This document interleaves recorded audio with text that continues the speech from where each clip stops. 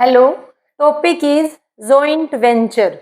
Joint venture means संयुक्त उद्यम, यानी कुछ लोग मिल करके क्या कर रहे हैं, किसी बिजनेस को कर रहे हैं।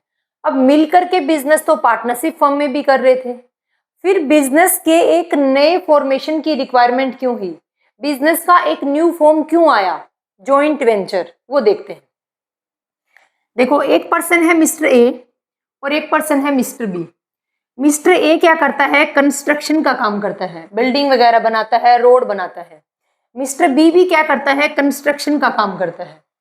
मिस्टर ए और बी अपना सेपरेट सेपरेट अपना अपना कंस्ट्रक्शन का काम करते हैं और प्रॉफिट अर्न करते हैं। एक दिन क्या होता है, मान लो गवर्नमेंट ने, किसी कंपनी ने, किसी ऑर्गेनाइजेशन ने क्या किया, एक टेंडर इशू किया। किस चीज का टेंडर है, टेंडर है रोड बनाने का, हो सकता है ब्रिज बनाना हो, फ्लैट बनाना हो, या फिर एयरपोर्ट, यानी कंस्ट्रक्शन से रिलेटेड कोई भी टेंडर गवर्नमेंट, मान लो गवर्नमेंट इशू करती है। गवर्नमेंट को क्या बनवाना था, गवर्नमेंट को बनवाना था रोड। तो न्यूज़पेपर में न्यूज आती है कि गवर्नमेंट ने एक टेंडर इशू किया है रोड बनाने का। अब ये दोनों न्यूज कौन देखता है, मिस्टर ए भी देखता है और मिस्टर बी भी देखता है। मिस्टर ए देखता है कि गवर्नमेंट ने एक टेंडर इशू किया है, अलॉट नहीं हुआ अभी तक, गवर्नमेंट ने एक टेंडर इशू किया है रोड बनाने का, और उसकी अमाउंट, पैसे कितने लगेंगे रोड बनाने में, 200 करोड़ रुपए लगेंगे। मिस्टर ए ने अपने गुल्लक को चेक किया कि मेरे पास तो मात्र 120 करोड़ रुपए हैं, बाकी के कहां से लेके आऊं 80 करोड़, मैं तो नहीं ले सकता ये टेंडर। फिर मिस्टर बी भी ये न्यूज देखता है न्यूज़पेपर में कि गवर्नमेंट ने एक रोड बनाने का टेंडर इशू किया है, टेंडर में टोटल कितने रुपए लगेंगे, 200 करोड़ रुपए लगेंगे। मिस्टर बी अपने गुल्लक को चेक करता है और देखता है कि मेरे पास तो ओनली 80 करोड़ रुपए हैं, मैं कैसे कंप्लीट करूंगा इस कॉन्ट्रैक्ट को। फिर मिस्टर ए और मिस्टर बी क्या है, दोनों आपस में कॉन्टैक्ट में आते हैं। मिस्टर ए बोलता है कि गवर्नमेंट ने, मिस्टर बी को बताता है कि गवर्नमेंट ने रोड बनाने का एक टेंडर इशू किया है। अब मिस्टर बी बोलता है कि मेरे पास तो मात्र 80 करोड़ रुपए हैं, मैं कैसे कंप्लीट करूं।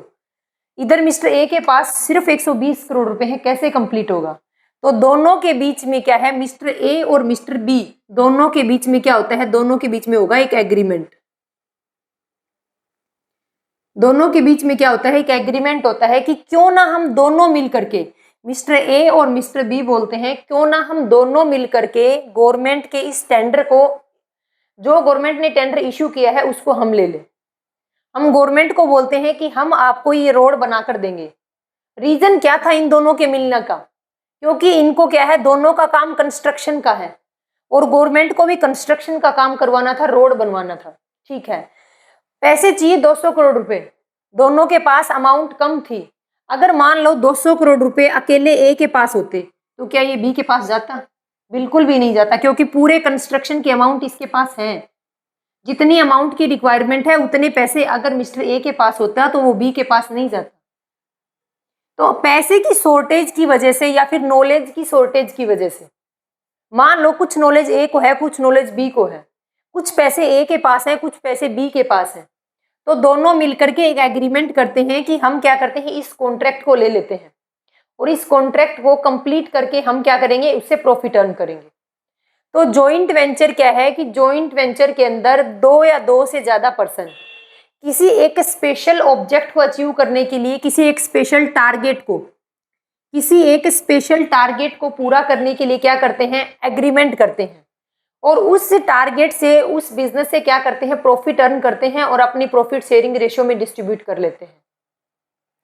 जॉइंट वेंचर क्या है, जॉइंट वेंचर के अंदर दो या दो से ज्यादा पर्सन या ऑर्गेनाइजेशन या कंपनी क्या करते हैं, एक एग्रीमेंट करते हैं कि हम एक स्पेशल टारगेट को, जैसे यहाँ टारगेट है रोड बनाने का, कि हम एक स्पेशल टारगेट को पूरा करने तक क्या रहेंगे, साथ में रहेंगे, साथ में बिजनेस करेंगे।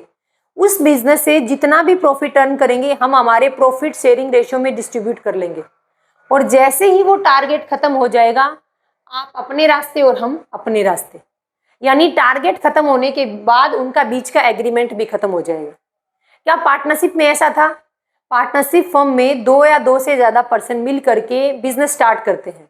बिजनेस क्या रहेगा, लंबे समय तक चलता रहेगा, पार्टनर आते रहते हैं, जाते रहते हैं। लेकिन यहाँ पर क्या है, यहाँ पर दो लोग मिल करके, यहाँ पर 2 या 2 से ज़्यादा भी हो सकते हैं।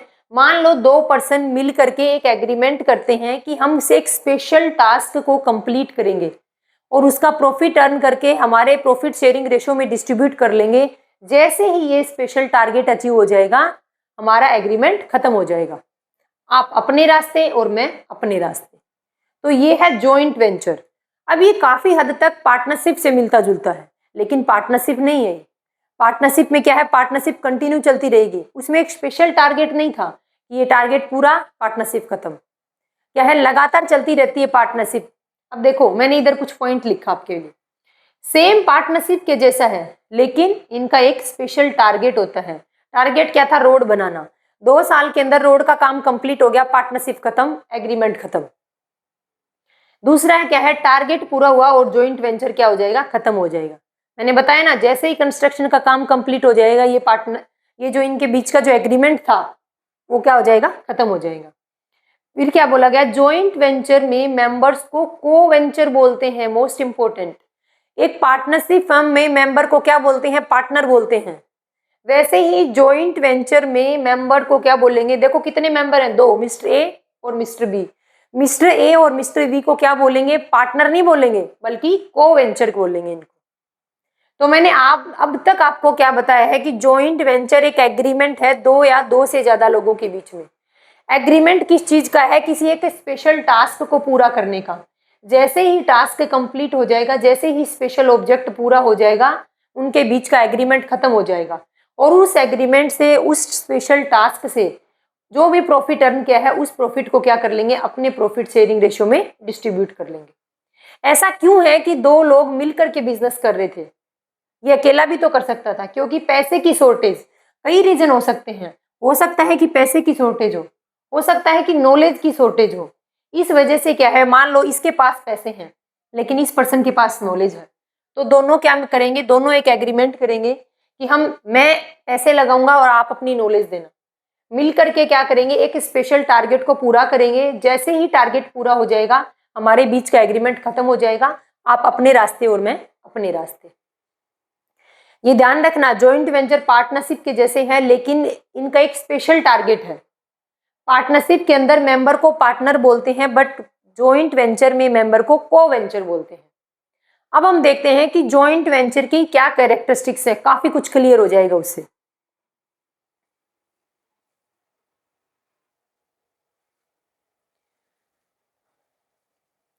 अब है अपने पास फीचर्स ऑफ जॉइंट वेंचर, यानी जॉइंट वेंचर्स के फीचर्स क्या हैं, उनकी कैरेक्टरिस्टिक्स क्या है उसकी। सबसे पहले देखो, ये क्या है, टेम्परेरी पार्टनरशिप।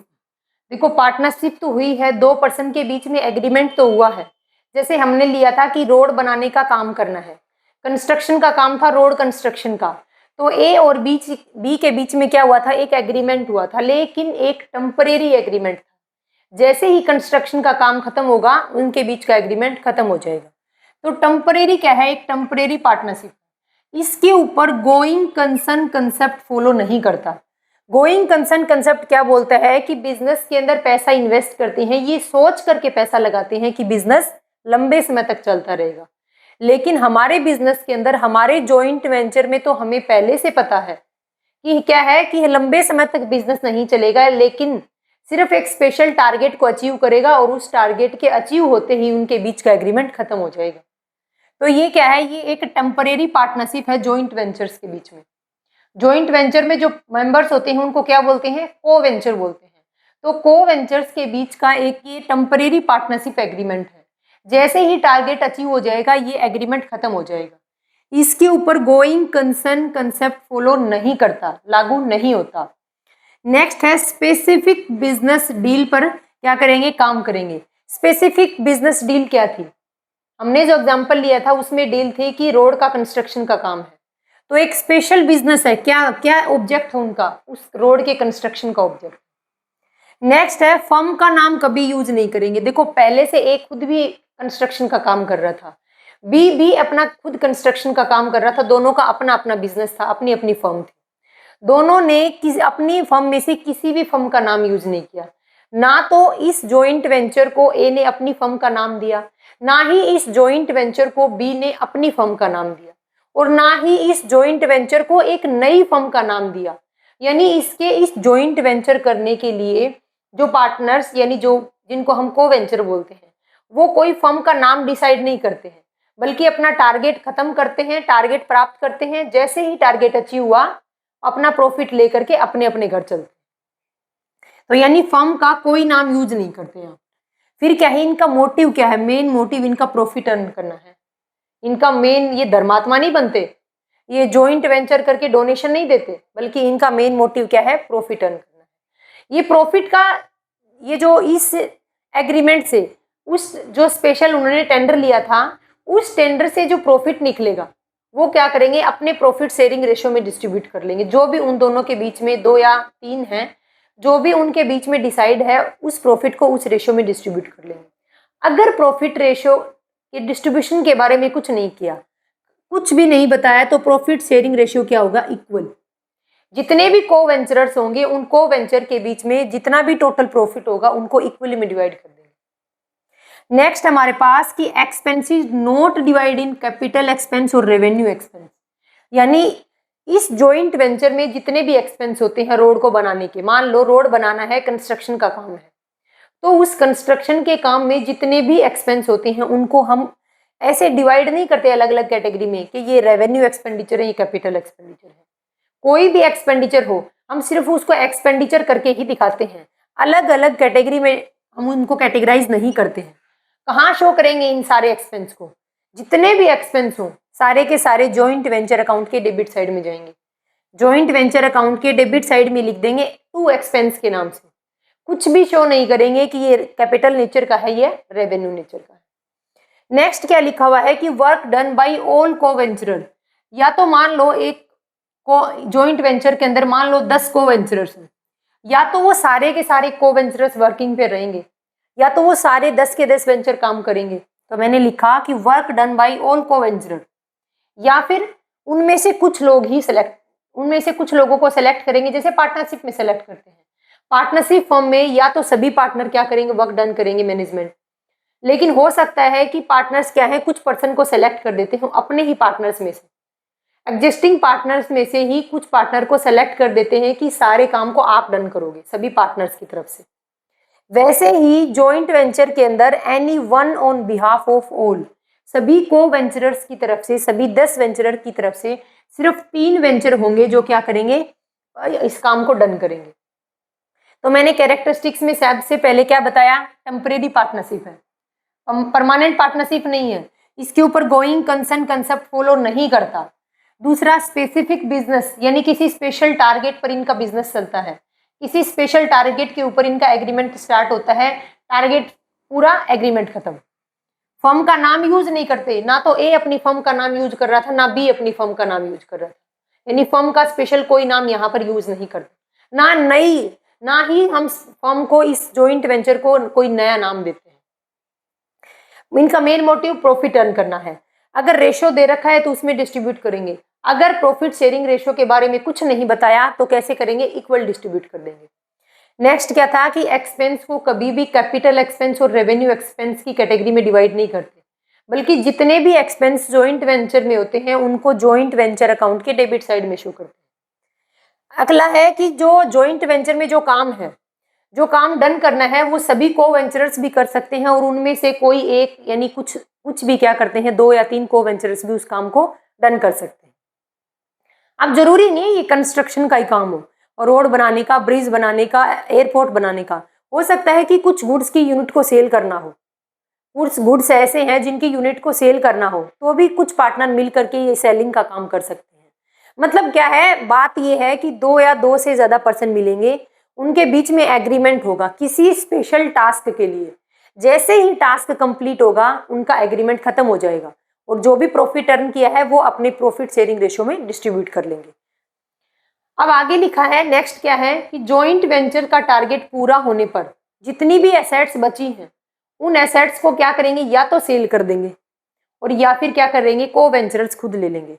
यानी हम जॉइंट वेंचर कर रहे थे, मान लो ए और बी क्या है, कंस्ट्रक्शन का काम कर रहे थे, तो कंस्ट्रक्शन का काम करने के लिए कुछ ना कुछ मशीनरी की तो रिक्वायरमेंट होगी। तो एट लास्ट जब वो टारगेट अचीव हो गया, उसके बाद वो मशीनरी बच गई, या तो उस मशीनरी को वो सेल कर देंगे को वेंचरर्स, या उनमें से कोई एक को वेंचर बोलेगा कि ये मशीन मेरे को दे दो, या तो वो को वेंचर ले लेंगे बाकी की बची हुई एसेट्स को, या फिर क्या कर देंगे उन सारी एसेट्स को सेल कर देंगे। अब आगे लिखा है कि जॉइंट वेंचर के ऑब्जेक्ट क्या है, क्यों, जब पार्टनरशिप फर्म थी, मिलकर लोग काम कर रहे थे, तो फिर जॉइंट वेंचर की रिक्वायरमेंट क्यों हुई, क्या नीड थी जॉइंट वेंचर की। नीड क्या थी, मान लो किसी पर्सन के पास सफिशिएंट फंड नहीं है, उसके पास नॉलेज है लेकिन पैसा नहीं है। एक दूसरा पर्सन है जिसके पास नॉलेज तो है, पैसा तो है लेकिन नॉलेज नहीं है। तो हो सकता है कि किसी पर्सन के पास पैसे की शॉर्टेज है, किसी पर्सन के पास नॉलेज की शॉर्टेज है, स्किल की शॉर्टेज है। तो इस वजह से क्या है कि दो या दो से ज्यादा पर्सन मिलेंगे, एक अपने पैसे को यूज करेगा और दूसरे अपनी स्किल के बेस पर एक स्पेशल टास्क को पूरा करेंगे। इस वजह से जॉइंट वेंचर की रिक्वायरमेंट हुई। तो अब क्या देखा हमने कि जॉइंट वेंचर्स के क्या फीचर हैं और जॉइंट वेंचर की क्या ऑब्जेक्टिव है। मतलब जॉइंट वेंचर बिजनेस के एक नया फॉर्मेशन है, बिजनेस का एक नया फॉर्मेशन है, नया फॉर्म है, बिजनेस का एक नया रूप है जॉइंट वेंचर। क्यों रिक्वायरमेंट थी, क्योंकि किसी के पास पैसे की शॉर्टेज थी, किसी के पास में स्किल की नॉलेज की शॉर्टेज थी। ए के पास में मान लो पैसे नहीं थे, बी के पास में मान लो स्किल नहीं थी, तो दोनों ने मिलकर के क्या कर दिया, एक ने अपनी स्किल को यूज किया और दूसरे ने पैसे को यूज करके एक स्पेशल टारगेट को, एक स्पेशल बिजनेस को रन किया। अब देखो आगे,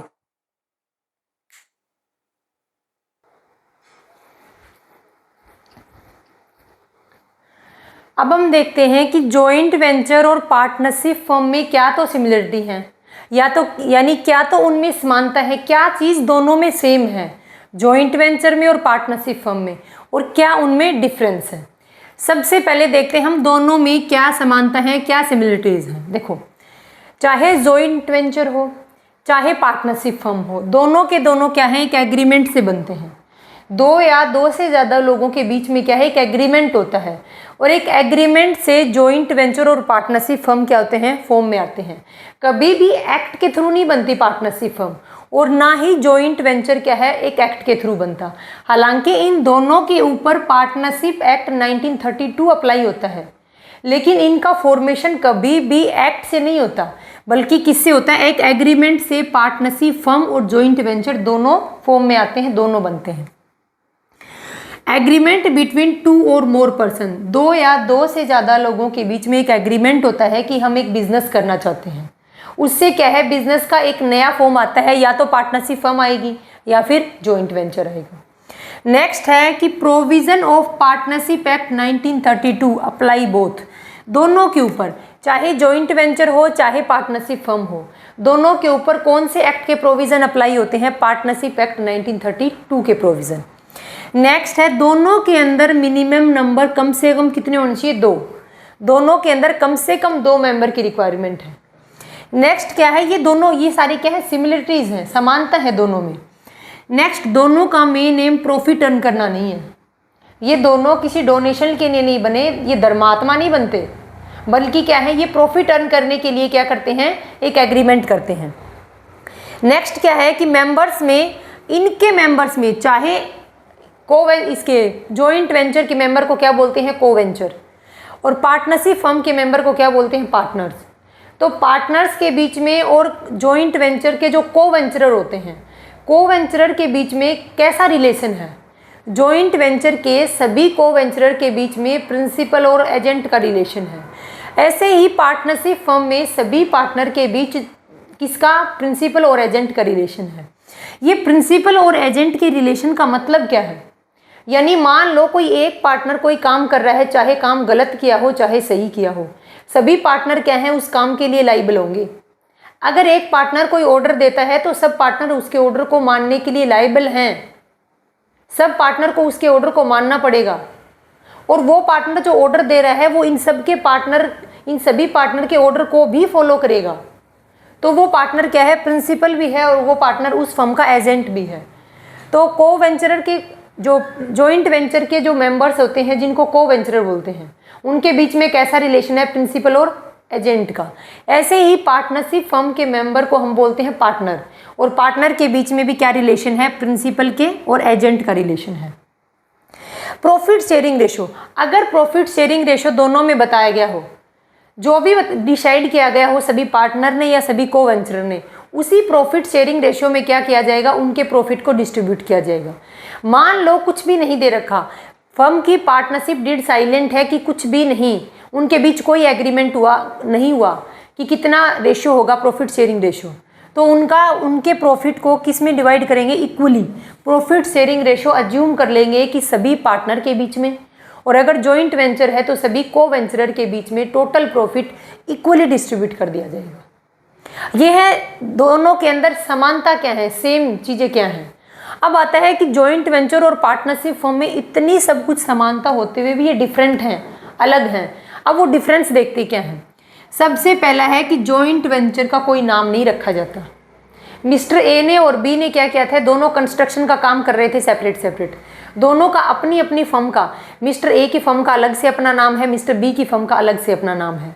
दोनों ने मिलकर क्या किया है, जॉइंट वेंचर किया, लेकिन फर्म का कोई नाम नहीं रखा। ना ही ए ने अपनी फर्म का नाम यूज किया, ना ही बी ने अपनी फर्म का नाम यूज किया। तो जॉइंट वेंचर में कोई नाम नहीं रखा जाता, लेकिन पार्टनरशिप फर्म में फर्म का स्पेशल नाम रखा जाता है। पार्टनरशिप फर्म में उस फर्म का स्पेशल नाम रखा जाता है। नेक्स्ट क्या है कि जॉइंट वेंचर के अंदर जो मेंबर होते हैं उनको को वेंचर बोलते हैं, और पार्टनरशिप फर्म में जो मेंबर होते हैं उनको पार्टनर बोलते हैं। नेक्स्ट है मिनिमम नंबर, कितने मिनिमम मेंबर होंगे। जॉइंट वेंचर में कम से कम 2 मेंबर होंगे, और मैक्सिमम अनलिमिटेड हो सकते हैं। ऐसे ही पार्टनरशिप फर्म के अंदर मिनिमम कितने पार्टनर होंगे, कम से कम 2 पार्टनर होंगे, और मैक्सिमम पार्टनर कितने होंगे, मैक्सिमम पार्टनर होंगे 50।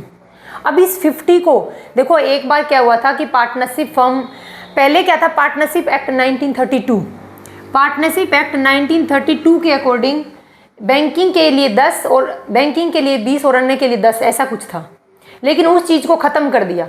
अब वो चीज़ नहीं है। बैंकिंग के लिए 10 मेंबर की रिक्वायरमेंट थी, 10 पार्टनर की, और अदर बिजनेस के लिए 20 था, लेकिन अब ऐसा नहीं है। अब क्या है, अब कंपनी एक्ट 2013, कंपनी एक्ट 2013 के एक अमेंडमेंट हुआ था, उस अमेंडमेंट हुआ था 2014 के अंदर। उसमें डिसाइड किया गया था कि एक पार्टनरशिप फर्म में मैक्सिमम 50 पार्टनर हो सकते हैं। ये कंपनी एक्ट ने डिसाइड कर रखा है, कंपनी एक्ट 2013 में।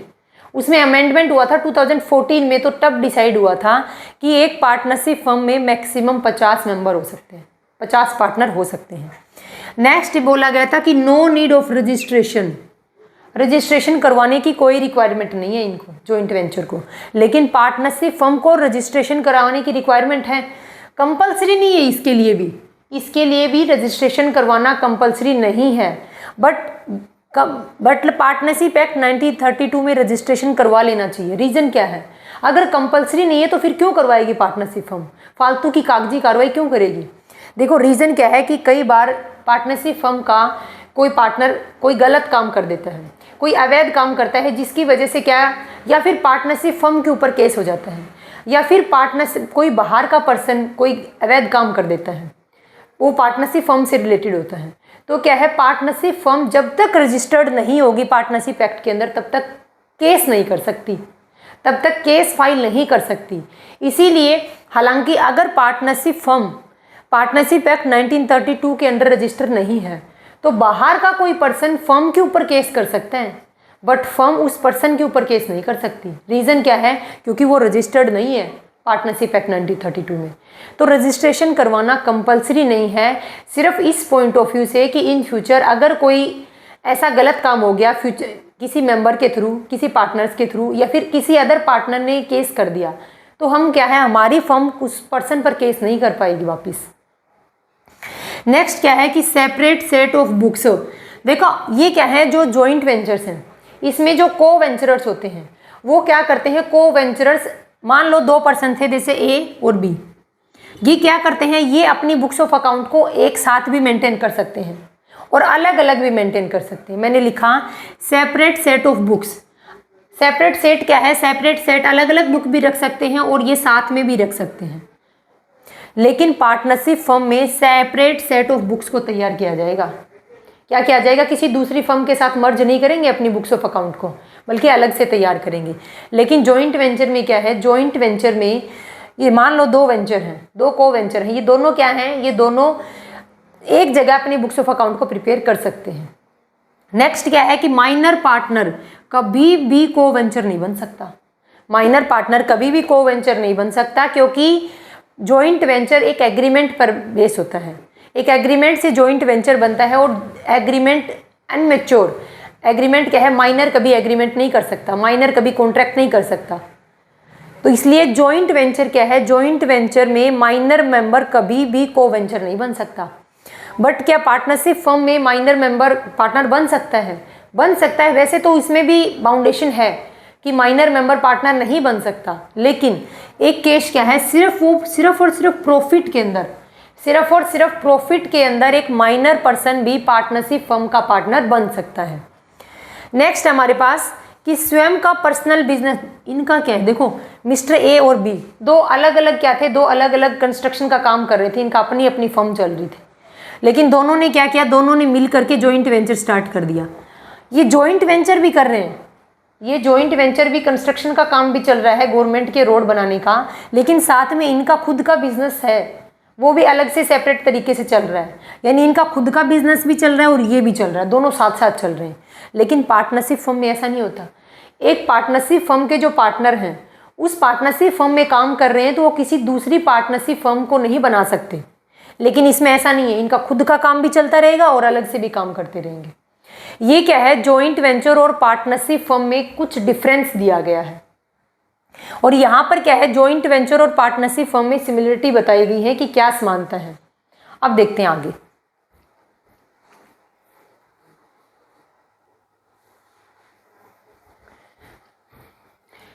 नेक्स्ट डिफरेंस है जॉइंट वेंचर और कंसाइनमेंट में क्या डिफरेंस है। जॉइंट वेंचर क्या है, अभी मैंने आपको बताया। कंसाइनमेंट क्या है, कंसाइनमेंट हमने इससे लास्ट वीडियो कंसाइनमेंट की देखी है। देखो एक बार फिर से मैं आपको मीनिंग बता देती हूँ जॉइंट वेंचर और कंसाइनमेंट का। जॉइंट वेंचर में क्या है, जॉइंट वेंचर में दो या दो से ज़्यादा पर्सन किसी एक स्पेशल टारगेट को अचीव करने के लिए एग्रीमेंट करते हैं। जैसे ही टारगेट पूरा हो जाएगा, उनके बीच का एग्रीमेंट ख़त्म हो जाएगा, और जितना भी प्रॉफिट कमाया है उस टारगेट से, उस बिजनेस से, उस स्पेशल एम से, उस पूरे प्रॉफिट को क्या करेंगे, ये सभी जो को वेंचरर्स हैं ये अपने प्रॉफिट शेयरिंग रेशियो में डिस्ट्रीब्यूट कर लेंगे। कंसाइनमेंट क्या है, कंसाइनमेंट के अंदर क्या है कि दो पर्सन के बीच में हो सकता है कि सामने वाला पर्सन कोई एजेंसी हो, कोई ऑर्गेनाइजेशन हो, कोई कंपनी हो, मान लो दो पर्सन ही है। ये क्या है, कंसाइनमेंट दो पर्सन के बीच का एक एग्रीमेंट है। एग्रीमेंट क्या है, मिस्टर ए क्या करेगा, ये पर्सन गुड्स को बनाएगा और बना करके इस दूसरे पर्सन मिस्टर बी के पास सेंड करेगा, और ये ट्रांसफ़र करेगा। मिस्टर ए गुड्स को बनाकर मिस्टर बी के पास ट्रांसफ़र करेगा, और क्या करेगा कि मेरी गुड्स को आप सेल कर देना। सिर्फ ट्रांसफ़र कर रहा है यहाँ पर गुड्स का, कि मेरी गुड्स मैं आपको ट्रांसफ़र कर रहा हूँ और मेरी गुड्स के आप सेल कर देना, और इस सेल्स के बदले में मैं आपको कमीशन दूंगा। अब ये फ्री में तो काम करने से रहा, तो क्या करता है मिस्टर बी मिस्टर ए से कुछ कमीशन लेता है कि आप मुझे कुछ कमीशन दो इस सेल्स के ऊपर, और मैं आपके गुड्स को सेल करूँगा। ये है हमारी कंसाइनमेंट। अब डिटेल में अगर आपको इसको पढ़ना है तो इसी से लास्ट वीडियो है कंसाइनमेंट अकाउंट्स, उसको देखना आप पहले। अब यहाँ पर हम डिफरेंस देखते हैं जॉइंट वेंचर और कंसाइनमेंट में। सबसे पहला क्या है कि जॉइंट वेंचर के जो मेंबर होते हैं, जो पार्टी हैं जॉइंट वेंचर की, उनको बोलते हैं को वेंचरर। लेकिन कंसाइनमेंट में जो पार्टी इंक्लूड होती हैं उन पार्टीज़ को बोलते हैं कंसाइनर और कंसाइनी। जो गुड्स को बनाता है उसको कंसाइनर बोलते हैं, और जिस पर्सन को भेजा जाता है सेल करने के लिए उसको कंसाइनी बोलते हैं। नेक्स्ट है कि कोई भी लीगल बिजनेस हो सकता है। जॉइंट वेंचर कोई भी लीगल बिजनेस हो सकता है। मान लो रोड बनाना है, यानी कंस्ट्रक्शन से कोई काम करना है, कंस्ट्रक्शन से रिलेटेड क्या करना है, किन्हीं गुड्स की सप्लाई करनी है, क्या करना है, कुछ गुड्स का प्रोडक्शन करना है मिल करके। तो बिजनेस कोई भी हो सकता है, लेकिन बिजनेस लीगल होना चाहिए। उस लीगल बिजनेस को करने के लिए हम जॉइंट वेंचर कर सकते हैं। लेकिन कंसाइनमेंट में क्या करना है, ये पर्सन गुड्स को बनाता है और सामने वाला पर्सन इस पर्सन की बनी बनाई गुड्स को सेल करने का काम करता है। तो इनका काम क्या है, सिर्फ और सिर्फ गुड्स को सेल करना। गुड्स को बनाने का काम कंसाइनर का, सेल करने का काम कंसाइनी का। इसके बदले में कंसाइनी कंसाइनर से कमीशन लेता है, किसके ऊपर, सेल्स के ऊपर। तो जो सेकंड डिफरेंस था कि किसी भी तरीके का कोई भी लीगल बिजनेस हो सकता है, बस लीगल होना चाहिए। ये क्या बोलता है कि ओनली सेल ऑफ गुड्स, सिर्फ गुड्स को सेल करने का ही बिजनेस होता है, यानी इनके बीच में क्या है, इनके बीच में सेल्स का ही एग्रीमेंट होता है। नेक्स्ट क्या है कि टेम्परेरी पार्टनरशिप है। ये क्या है, दो लोगों के बीच में, दो या दो से ज़्यादा पर्सन के बीच में एक टेम्परेरी पार्टनरशिप है। जैसे ही टारगेट पूरा हुआ, इनके बीच का एग्रीमेंट खत्म, पार्टनरशिप खत्म, दोनों अपने अपने घर चले गए। लेकिन कंसाइनमेंट में क्या है, कंसाइनमेंट को कभी भी पार्टनरशिप नहीं बोल सकते, क्योंकि ये दोनों पर्सन मिलकर के बिजनेस नहीं कर रहे, बल्कि एक प्रोडक्शन, एक क्या कर रहा है, बनाने का काम कर रहा है प्रोडक्ट को, और दूसरा कुछ कमीशन के बदले में उसको सेल्स करने का काम कर रहा है। ये दोनों पार्टनरशिप फर्म, पार्टनरशिप नहीं बोल सकते। इनके बीच जो एग्रीमेंट हुआ है, इनके बीच एग्रीमेंट हुआ, उसको पार्टनरशिप नहीं बोल सकते, क्योंकि जितना भी प्रॉफिट होगा ना सेल करने की वजह से, सारा प्रॉफिट अकेले कंसाइनर का होगा। कंसाइनी तो मात्र कमीशन पर काम करता है। नेक्स्ट है को-वेंचरर्स। सभी को-वेंचरर्स जितने भी हैं, मान लो एक जॉइंट वेंचर में 10 को-वेंचरर हैं, 10 के 10 को-वेंचरर क्या होंगे, ओनर होंगे। इस जॉइंट वेंचर के अंदर 10 को-वेंचरर हैं, 10 लोग मिल करके किसी टारगेट को अचीव कर रहे हैं, तो 10 के 10 अपनी जगह क्या है, 10 के जगह अपनी जगह मालिक हैं, ओनर है। लेकिन कंसाइनमेंट में क्या है, ओनली कंसाइनर ही मालिक होता है। कंसाइनी तो क्या है, कंसाइनी तो एक एजेंट का काम करता है, सिर्फ उसके बने बनाए गुड्स को सेल करने का काम करता है। नेक्स्ट क्या है, सभी को-वेंचरर क्या है, पैसा इन्वेस्ट करते हैं। हो सकता है कि कुछ को-वेंचरर्स ऐसे होते हैं जो स्किल प्रोवाइड कर रहे हो, लेकिन मैक्सिमम टाइम ऐसा ही होता है कि सभी जितने भी को-वेंचरर्स हैं, मान लो 10 हैं, तो 10 के 10 कुछ ना कुछ अमाउंट तो इन्वेस्ट करेंगे। लेकिन कंसाइनमेंट के अंदर टोटल पैसा कौन लगाता है, टोटल पैसा कंसाइनर ही लगाता है। कंसाइनी तो क्या करता है, एजेंट के तौर पर काम करता है कमीशन के बदले में। तो कंसाइनी कभी भी कंसाइनमेंट में इन्वेस्टमेंट नहीं करता, बिजनेस में पैसा नहीं लगाता, बल्कि क्या करता है, सिर्फ कंसाइनर की टोटल अमाउंट इन्वेस्ट होती है। नेक्स्ट क्या है, को-वेंचरर का जो प्रॉफिट शेयरिंग रेशियो है, या तो इनमें डिसाइड है कि हमारा प्रॉफिट और लॉस किस रेशियो में डिस्ट्रीब्यूट करेंगे, अगर नहीं है तो प्रॉफिट शेयरिंग रेशियो क्या होगा, इनका इक्वल होगा। लेकिन यहाँ पर प्रॉफिट शेयरिंग रेशियो कहाँ से होगा, क्योंकि ये पार्टनर नहीं है, इनके ऊपर ये पार्टनरशिप फर्म के जैसे नहीं है, बल्कि क्या है, बल्कि कंसाइनी क्या है, सिर्फ कमीशन रिसीव करेगा। ये पर्सन कमीशन रिसीव करता है, सिर्फ ये कमीशन पे काम करता है, तो प्रॉफिट शेयरिंग रेशियो के डिस्ट्रीब्यूशन का सवाल ही पैदा नहीं होता। नेक्स्ट क्या है, अकाउंट सेल की इन्फॉर्मेशन। अकाउंट सेल की इन्फॉर्मेशन का मतलब है, मान लो इनके गुड्स को सेल करने का बिजनेस है, 10 लोगों ने मिल करके एक जॉइंट वेंचर बनाया। इन्होंने जॉइंट वेंचर बनाया कि हम किसी स्पेशल गुड्स को बनाकर सेल करेंगे। तो अब ये बनाकर सेल कर रहे हैं, तो अलग अलग को-वेंचर, अलग अलग जो सेपरेट अदर को-वेंचरर हैं, मान लो 10 हैं, 10 में से सभी अपना अपना काम कर रहे हैं, तो ये को-वेंचरर इन 10 बाकी के 9 को टोटल इन्फॉर्मेशन नहीं देगा कि मैंने आज इतनी सेल कर दी, मैंने आज इतनी सेल कर दी। ये को-वेंचरर बाकी सभी को टोटल इन्फॉर्मेशन नहीं देता, लेकिन सिर्फ और सिर्फ क्या है, जो इंपॉर्टेंट रेलिवेंट इन्फॉर्मेशन है ना, सिर्फ रेलिवेंट इन्फॉर्मेशन ही सभी को-वेंचरर को देगा। लेकिन इस केस में क्या होता है, इस केस में अकाउंट सेल की इन्फॉर्मेशन कंसाइनी क्या करेगा, कंसाइनर को टोटल इन्फॉर्मेशन देगा अकाउंट सेल की। अकाउंट सेल्स की इन्फॉर्मेशन कंसाइनी कंसाइनर को टोटल इन्फॉर्मेशन प्रोवाइड करेगा टाइम टू टाइम। नेक्स्ट क्या है, जैसे ही जॉइंट वेंचर में कंसाइन टारगेट पूरा, जॉइंट वेंचर खत्म। लेकिन कंसाइनमेंट में क्या होता है, कंसाइनमेंट में ये डील कंटिन्यू चलती रहती है। एक बार डील होगी कंसाइनी के साथ में कि आप मेरे गुड्स को सेल करोगे, तो कंसाइनी एक कमीशन के बेस पर क्या करता रहेगा, कंसाइनर के गुड्स की सेल करता रहेगा। हो सकता है लगातार 10 साल, 15 साल, 20 साल, 2 साल तक ये चलता रहेगा, यानी इनका एंडिंग पॉइंट नहीं है कुछ भी। लेकिन इनका तो क्या है, इनका तो एक स्पेशल टारगेट है, उस टारगेट को क्या किया, अचीव किया, और इनके बीच का एग्रीमेंट खत्म। अब देखो, को-वेंचरर्स के पास में फुल पावर होती है, क्योंकि सभी ने पैसा इन्वेस्ट किया है। देखो, पैसा इन्वेस्ट किसने किया था, सभी को-वेंचरर ने पैसा इन्वेस्ट किया है, तो सबके पास क्या है, सबके पास फुल पावर है। पावर कैसे मिली, अभी पैसा इन्वेस्ट किया अगले ने, इसलिए सभी को-वेंचरर के पास में फुल पावर रहती है बिजनेस को ऑपरेट करने की।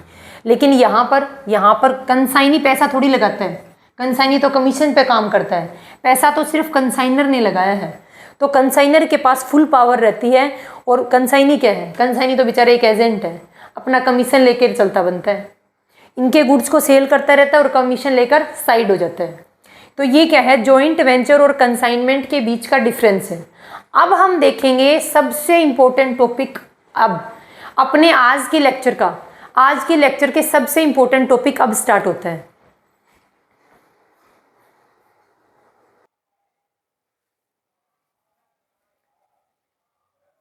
अब नेक्स्ट टॉपिक अपने पास method of joint venture record, यानी जॉइंट वेंचर की जो ट्रांजेक्शन है, जो बिजनेस जॉइंट वेंचर है उसके अंदर जितनी भी ट्रांजेक्शन है उनको रिकॉर्ड कैसे करेंगे। तो उसके हमारे पास दो मेथड हैं, दो तरीके से। देखो, separate set of books is maintain for joint venture, यानी जॉइंट वेंचर के लिए अलग अलग बुक मेंटेन की है। मान लो एक जॉइंट वेंचर के अंदर वो है को वेंचरर है, क्या है, 3 को वेंचरर है। तीनों को वेंचरर क्या है, अपनी अलग अलग बुक मेंटेन कर रहे हैं। क्या लिखा है, सेपरेट सेट ऑफ बुक्स, इसकी बुक्स अलग मिलेंगी, इसकी अलग और इसकी अलग। तो separate set of books is maintain for joint venture, कि जॉइंट वेंचर के लिए अलग अलग बुक मेंटेन कर रहे हैं। ऐसा क्यों है, क्योंकि नंबर ऑफ ट्रांजेक्शन ज्यादा है। देखो, ट्रांजेक्शन के बेस पर इनको दो पार्ट में कैटेगराइज किया है। ट्रांजेक्शन के बेस पे कैसे, अगर नंबर ऑफ ट्रांजेक्शन ज्यादा है तो सेपरेट बुक मेंशन करेंगे। अगर नंबर ऑफ ट्रांजेक्शन कम है तो सेपरेट बुक मेंटेन नहीं करेंगे, बल्कि एक ही जगह मेंटेन करेंगे। मैंने क्या बोला, नंबर ऑफ ट्रांजेक्शन के बेस पर जॉइंट वेंचर के रिकॉर्ड को दो पार्ट में कैटेगराइज किया। अगर बिजनेस के अंदर अगर जॉइंट वेंचर में नंबर ऑफ ट्रांजेक्शन ज्यादा है तो सभी को वेंचरर क्या करेंगे, अपनी अपनी सेपरेट बुक्स ऑफ अकाउंट तैयार करेंगे। अगर नंबर ऑफ ट्रांजेक्शन कम है तो सभी को वेंचरर्स क्या करेंगे, सभी को वेंचर अलग अलग बुक नहीं बनाएंगे, इकट्ठी बुक बनाएंगे अपनी। अब देखो, इस मेथड को दूसरा नाम दिया गया है जॉइंट बैंक मेथड। ये समझ आए। दूसरा हमारे पास क्या है कि separate set of books is not maintain by joint venture. Separate set of books is not maintain for joint venture के लिए अलग अलग सेपरेट बुक मेंटेन नहीं की गई है, उसको दो पार्ट में कैटेगराइज किया है। पहला है all co venturers keep complete record all transaction in their own books individually. मान लो क्या है, मान लो ये पर्सन है और एक ये पर्सन है। ये को वेंचरर जब अपनी बुक्स ऑफ अकाउंट को तैयार करेगा ना, उस टाइम पर क्या करेगा, सिर्फ अपने से रिलेटेड ट्रांजेक्शन नहीं लिखेगा अपनी बुक्स में, बल्कि इस जॉइंट वेंचर के अंदर जितनी भी ट्रांजेक्शन है, यानी सभी को वेंचरर्स की ट्रांजेक्शन को अपनी बुक्स ऑफ अकाउंट में रिकॉर्ड करेगा। क्या बोल रही हूँ, मैंने इधर लिखा है कि को वेंचरर की complete record of all transaction there own books individually. ये अपनी बुक्स में जॉइंट वेंचर से रिलेटेड जितनी भी ट्रांजेक्शन है, चाहे वो क्या है, किसी भी को वेंचर की हो, सभी ट्रांजेक्शन को अपनी बुक्स ऑफ अकाउंट में रिकॉर्ड करेगा। यहाँ क्या होता है कि ईच को वेंचरर keep record in his own books, सिर्फ ओन ट्रांजेक्शन, सिर्फ ओन खुद की ट्रांजेक्शन को ही खुद की बुक्स में रिकॉर्ड करेगा। इसके अंदर लेना नहीं देना नहीं है। देखो, इस पर्सन ने तो इस को वेंचरर की ट्रांजेक्शन को भी रिकॉर्ड किया। मान लो ये 3 थे, तो इस मिस्टर ए ने क्या किया, मिस्टर बी और मिस्टर सी, इन दोनों की जितने भी ट्रांजेक्शन है जॉइंट वेंचर की, उनको अपनी बुक्स में मेंटेन किया।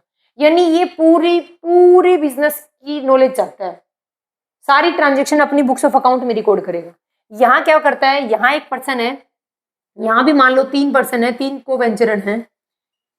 ये क्या बोलता है, मेरे को फालतू की झंझट नहीं चाहिए, मैं सिर्फ मेरी बुक्स में सिर्फ मेरी ही ट्रांजेक्शन को रिकॉर्ड करूंगा। ऑन बुक्स ऑन ट्रांजेक्शन, और यहाँ पर on books all transaction, on books all transaction. Books तो खुद की है लेकिन ट्रांजेक्शन सारी रिकॉर्ड करेगा, फालतू की टेंशन। ये क्या है, ये बोलता है कि मेरी बुक सिर्फ मेरी ट्रांजेक्शन। इस मेथड को हम बोलते हैं मेमोरेंडम मेथड। पूछा जा सकता है कि किस मेथड को मेमोरेंडम मेथड का नाम दिया गया और किसको जॉइंट बैंक मेथड का। तो जब को वेंचरर सिर्फ अपनी बुक्स में सिर्फ अपनी ही ट्रांजेक्शन को रिकॉर्ड करते हैं तो उसको क्या नाम दिया गया, मेमोरेंडम मेथड। और जब क्या है, जब सेपरेट बुक्स ऑफ मेंटेन तैयार कर रहे हैं, separate set of books is maintain for joint venture, तब कौन से मेथड को, तब क्या बोलते हैं, उसको जॉइंट बैंक मेथड बोलते हैं। तो अल्टीमेट हमने मेथड कितने पढ़ने हैं, 3, फर्स्ट, सेकंड और थर्ड। ये 3 मेथड के थ्रू हम देखेंगे कि जॉइंट वेंचर की ट्रांजेक्शन की कैसे रिकॉर्डिंग करेंगे।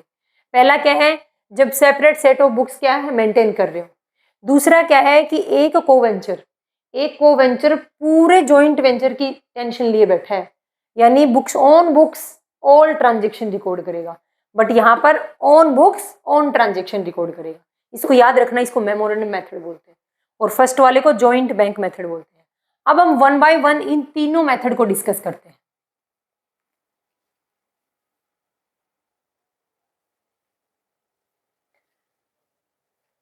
अब पहला मेथड अपने पास separate books maintain for joint venture, या फिर जिसको बोल सकते हैं joint bank method. First method के थ्रू यानी जॉइंट बैंक मेथड के थ्रू, यानी सेपरेट बुक्स को मेंटेन करना है जॉइंट वेंचर में, तो उनको हम कैसे कैसे कैसे ट्रांजेक्शन का रिकॉर्ड करेंगे। देखो, सबसे पहले ये मेथड कब यूजफुल है, यानी हम जॉइंट बैंक मेथड के थ्रू हम जॉइंट वेंचर की ट्रांजेक्शन को इस मेथड के थ्रू रिकॉर्ड क्यों करेंगे, कब यूजफुल है ये मेथड, जब सभी को वेंचरर्स क्या हो एक जगह पर हो। अगर सभी को वेंचरर्स एक जगह पर है तो सभी को वेंचरर्स क्या है पता कर लेंगे कि कितनी ट्रांजेक्शन कैसे कैसे हुई है। अगर अलग अलग जगह पे हुए, मान लो एक को वेंचरर है दिल्ली के अंदर, दूसरा है मुंबई के अंदर, तीसरा है कोलकाता, ऐसे अलग अलग बैठे हैं अपने अपने बिजनेस में, और वहां बैठ करके क्या है एक जगह किसी कुछ को वेंचरर क्या है बिजनेस को ऑपरेट कर रहे हैं, तो ऐसे नहीं होता। अगर एक ही जगह एक ही सिटी के अंदर क्या है सभी को वेंचरर्स हैं, तो सभी को वेंचरर्स इस मेथड को फॉलो करने में ज्यादा यूजफुल रहेगा। क्यों, रीजन क्या है, क्योंकि वो सभी क्या है अपने से रिलेटेड जितने भी इंफॉर्मेशन है उन इंफॉर्मेशन को क्या करते रहेंगे, पास आउट करते रहेंगे आपस में। तो ये मेथड तब यूजफुल है जब सभी को वेंचरर एक ही जगह पर उपलब्ध हो, और ये सभी क्या है, ये सभी को वेंचरर्स अपनी बुक्स ऑफ अकाउंट को डबल एंट्री सिस्टम के बेस पर तैयार करेंगे। यानी इनकी बुक्स ऑफ अकाउंट किस बेस पर तैयार हो रही है, डबल एंट्री सिस्टम पर। डबल एंट्री सिस्टम पर ये सभी को वेंचरर्स क्या करेंगे, अपनी बुक्स ऑफ अकाउंट को तैयार करेंगे। ये क्या करेंगे, अपनी बुक्स ऑफ अकाउंट को एक जगह पर तैयार कर लिया था इन्होंने। देखो रीजन क्या था, इसको तब यूजफुल कब माना गया, जब सभी को वेंचरर एक जगह पर हो। देखो कौन कौन से मेथड, कौन कौन से अकाउंट ओपन करेंगे। फॉलोइंग अकाउंट्स आर ओपन, कौन कौन से अकाउंट ओपन करेंगे कि जॉइंट बैंक मेथड के थ्रू। पहला जॉइंट वेंचर अकाउंट ओपन किया जाएगा। दूसरा पर्सनल अकाउंट ऑफ को वेंचरर, सभी को वेंचरर के अपने अपने पर्सनल अकाउंट ओपन किए जाएंगे। जैसे पार्टनरशिप फर्म के अंदर सभी पार्टनर के कैपिटल अकाउंट ओपन किए जाते हैं, वैसे ही जॉइंट वेंचर में सभी को वेंचरर के अपने अपने पर्सनल अकाउंट ओपन किए जाएंगे। और थर्ड है जॉइंट बैंक अकाउंट। तो जॉइंट वेंचर अकाउंट क्या है, जॉइंट वेंचर अकाउंट के अंदर जॉइंट वेंचर से रिलेटेड जितने भी एक्सपेंस और इनकम है कहाँ शो करेंगे, जॉइंट वेंचर में। Joint venture same as it is किसके जैसे है, ट्रेडिंग अकाउंट के जैसे है, trading and profit and loss account के जैसे होगा, सेम टू सेम। इसके डेबिट में क्या आते हैं सारे एक्सपेंस और क्रेडिट में आती है इनकम। ऐसे ही क्या है जॉइंट वेंचर के डेबिट में आएंगे सारे एक्सपेंस और क्रेडिट में आएंगे income. It means joint venture is a nominal account, debit all expense credit all income. तो जॉइंट वेंचर क्या है, एक नॉमिनल अकाउंट है और वो same as it is trading and profit and loss account के जैसे प्रिपेयर करेंगे। सेकंड है पर्सनल अकाउंट ऑफ को वेंचरर, को वेंचरर के अपने पर्सनल अकाउंट ओपन किए जाएंगे। पर्सनल अकाउंट ओपन किए जाएंगे तो इनके अकाउंट का नेचर क्या है, ये पर्सनल नेचर है, पर्सनल नेचर के अकाउंट है। इनमें क्या लिखी जाएगी, को वेंचरर्स की जितनी भी इंफॉर्मेशन है, उन्होंने कितना पैसा इन्वेस्ट किया, कितना विड्रॉल किया, कितना कैपिटल के ऊपर इंटरेस्ट मिला, ये सब कुछ अमाउंट पूरी इंफॉर्मेशन कहाँ मिलेगी, को वेंचरर्स के पर्सनल अकाउंट में मिलेगी। इनको ये personal account of co venturers कौन से नेचर के अकाउंट हैं, पर्सनल अकाउंट है, debit the receiver credit the giver. अब देखो नेक्स्ट हमारे पास joint bank account. Joint bank account is a real account, joint bank account is a real account. जितनी भी कैश की ट्रांजेक्शन है, चाहे बैंक और चाहे cash, all cash and all bank की ट्रांजेक्शन कहाँ रिकॉर्ड करेंगे, जॉइंट बैंक अकाउंट में। और जॉइंट बैंक अकाउंट के दोनों साइड का टोटल क्या आएगा, इक्वल आएगा, और ये अर्थमेटिक एक्यूरेसी को शो करेगा कि जॉइंट वेंचर में जितनी भी बुक्स ऑफ अकाउंट को प्रिपेयर किया गया है उन बुक्स ऑफ अकाउंट के एट लास्ट प्रिपेयर करते हैं जॉइंट बैंक अकाउंट। इसका दोनों साइड का टोटल इक्वल आने का मतलब क्या है, कि हमने जो कैलकुलेशन की है वो बिल्कुल एक्यूरेट है। अगर मिसमैच होता है बैलेंस तो यानी कोई ना कोई ट्रांजेक्शन की क्या है मिसमैच हुई है रिकॉर्डिंग में, या फिर क्या है सम निकालने में कोई ना कोई गलती जरूर है। तो बात ये आती है कि जॉइंट बैंक मेथड के थ्रू जब जॉइंट वेंचर के अकाउंट ओपन करेंगे तो 3 अकाउंट को ओपन करेंगे। पहला है joint venture account, personal account of co venturers, और है joint bank account. Joint venture account is a nominal account, personal account of को वेंचरर क्या है पर्सनल अकाउंट है, और जॉइंट बैंक अकाउंट क्या है joint bank account like a real account, ये क्या है एक रियल अकाउंट है। सारी कैश और बैंक की ट्रांजेक्शन इसमें आएंगी, सारी पर्सनल इंफॉर्मेशन को वेंचरर की अपने पर्सनल अकाउंट में आएंगी। जॉइंट वेंचर के अंदर जितने भी एक्सपेंस और जितनी भी इनकम है उनकी सारी इंफॉर्मेशन जॉइंट वेंचर अकाउंट में मिलेगी। अब क्या करेंगे, अब देखेंगे कि इनके रिगार्डिंग एंट्री कैसे करेंगे, यानी कैसे हम इनको तैयार करेंगे इन अकाउंट्स को। मैं क्या करूंगी आपको टोटल एंट्री बताऊंगी कि ट्रांजेक्शन कैसे कैसे क्या क्या ट्रांजेक्शन हो सकती है, आप इन अकाउंट्स को आराम से तैयार कर सकते हो। अब देखो सबसे पहले एंट्री कौन सी होगी कि कैश कंट्रीब्यूट बाय को वेंचरर। सबसे पहले क्या हुआ, मान लो 2 पर्सन हैं, 2 पर्सन किसी स्पेशल टारगेट को अचीव करने के लिए क्या है एक एग्रीमेंट करते हैं। तो सबसे पहले क्या है ये कैपिटल लेके आते हैं। मान लो वही रोड वाला एग्जाम्पल है कि गवर्नमेंट ने बोला कि रोड का कंस्ट्रक्शन करना है, 200 करोड़ रुपए की लागत थी उसकी टोटल। उसमें से मिस्टर ए कितने लेके आया था 120 करोड़ रुपए और मिस्टर बी 80 करोड़ रुपए लेके आया था। तो सबसे पहले तो ये पैसा लेकर आएंगे, जॉइंट वेंचर को स्टार्ट करने के लिए सबसे पहले पैसा लेके आएंगे। एंट्री क्या करेंगे, joint bank account debit to co venturers account. Joint bank account debit to co venturers का पर्सनल अकाउंट है ये, तो joint bank account debit to co venturers account. Amount लिख देंगे 120 लाख, दूसरे में लिखेंगे 80 लाख। तो ये क्या है, ये टोटल पैसा लेके आए हैं, joint bank account debit to co venturer account. Second entry क्या है, ये गुड्स को परचेज करते हैं। ये क्या करते हैं, गुड्स को परचेज करेंगे। मान लो ये कपड़े का बिजनेस कर रहे हैं कि हम कपड़े का कुछ गुड्स को बनाएंगे और उन गुड्स को बना करके क्या करेंगे, सेल करेंगे।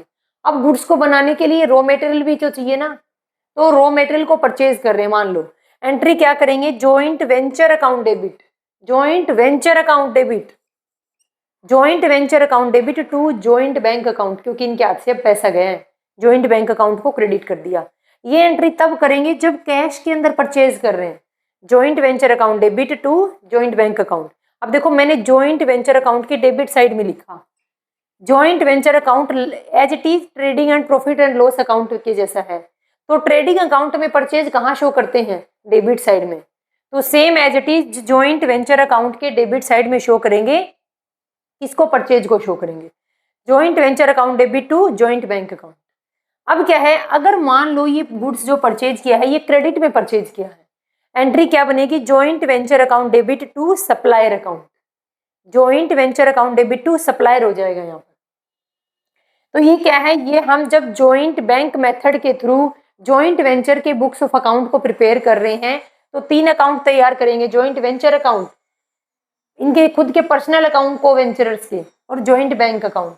अब देखो ट्रांजेक्शन कैसे कैसे एंट्री को शो करेंगे, मैं आपको एंट्री बताती जाऊंगी, आप आराम से इनको इजीली तैयार कर सकते हो। जैसे जॉइंट वेंचर अकाउंट तैयार करना, मान लो यहाँ पर जॉइंट वेंचर अकाउंट तैयार करना है, तो जॉइंट वेंचर अकाउंट की एंट्री का है ये रही, कहाँ पर डेबिट साइड में क्या लिखेंगे, to joint bank account, purchase को लिख दिया, अगर कैश में परचेज है, अगर क्रेडिट में है तो लिख दिया टू सप्लायर। तो इस तरीके से इनका अकाउंट को आसानी से प्रिपेयर कर सकते हैं। हमें क्या है, हमें ट्रांजेक्शन का पता होना चाहिए, एंट्री का पता होना चाहिए बस। अब क्या है, इससे आगे की एंट्री देखते हैं।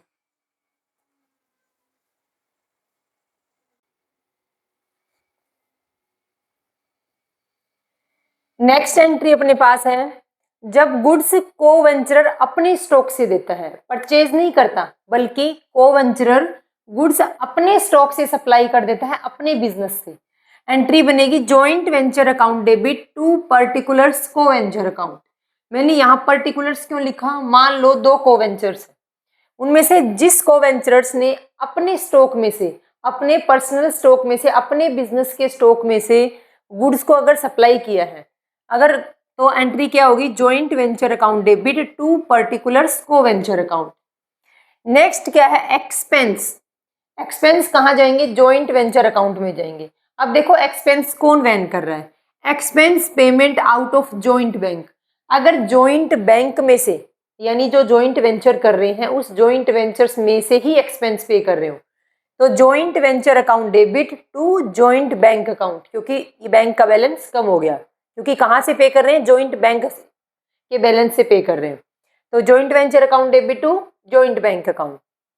अब देखो, expense pay by co venturers, अब की बार एक्सपेंस जॉइंट बैंक अकाउंट से पे नहीं कर रहे बल्कि को वेंचरर पर्सनली पे कर रहे हैं। एंट्री क्या बनेगी, joint venture account debit to particulars co venture account, उस पर्टिकुलर्स को वेंचर का नाम आएगा जो उन एक्सपेंस को पे कर रहे हैं। नेक्स्ट एंट्री है sales of goods in cash, अगर कैश में सेल्स किया गया, कैश में सेल्स करेंगे तो बैलेंस बढ़ेगा किसका, जॉइंट बैंक का। एंट्री बनेगी joint bank account debit to joint venture account. Next है गुड्स की सेल किसने ले ली, को वेंचरर्स ने ले ली, यानी सेल्स ऑफ गुड्स की सेल किया और वो सेल किसने ले ली, वो सेल्स ले ली को वेंचरर्स ने। जिस को वेंचरर ने वो सेल्स ली है उस गुड्स को परचेज किया है। देखो जॉइंट वेंचर ने क्या किया, गुड को सेल किया है। अगर मान लो कोई को वेंचरर ही उस गुड्स को परचेज कर ले, एंट्री क्या बनेगी, particulars co venture account debit to joint venture account. Next हमारे पास मान लो कैश सेल्स की बजाय क्या ले करें, क्रेडिट सेल्स करें, क्या बन जाएंगे, डेटर्स बन जाएंगे। एंट्री क्या बनेगी, purchaser account debit to joint venture account. अगर क्रेडिट परचेज है, कैश परचेज थी तो जॉइंट बैंक का बैलेंस बढ़ जाएगा, लेकिन क्रेडिट परचेज के केस में purchaser account debit to joint venture account. Next entry है मान लो कुछ स्टॉक ऐसा रह गया जो अनसोल्ड है, बिना बिका हुआ गुड्स कुछ रह गया, तो एंट्री क्या बनेगी आगे, अनसोल्ड स्टॉक टेकन बाई को वेंचरर, अगर को वेंचरर ने अनसोल्ड स्टॉक को खुद ने ले लिया, एंट्री बनेगी particulars co venture account debit to joint venture account. Next entry है प्रॉफिट का डिस्ट्रीब्यूशन करेंगे, प्रॉफिट का डिस्ट्रीब्यूशन कर रहे हैं। देखो प्रॉफिट के केस में joint venture account debit to all co venturer account, उनके प्रॉफिट शेयरिंग रेशियो में डिस्ट्रीब्यूट करेंगे प्रॉफिट को। अगर लॉस हुआ तो एंट्री रिवर्स लग जाएगी, लॉस डिस्ट्रीब्यूशन की एंट्री क्या होगी, all co venturers account debit to joint venture account. तो ये मैंने आपको एंट्री बताई है, लगभग ये 2-3 एंट्री और रहती हैं। फिर हमारा जो फर्स्ट मेथड था, फर्स्ट मेथड के अकॉर्डिंग हम बुक्स ऑफ अकाउंट में कैसे एंट्री करेंगे वो बता रही हूँ मैं आपको। आगे की एंट्री देखो,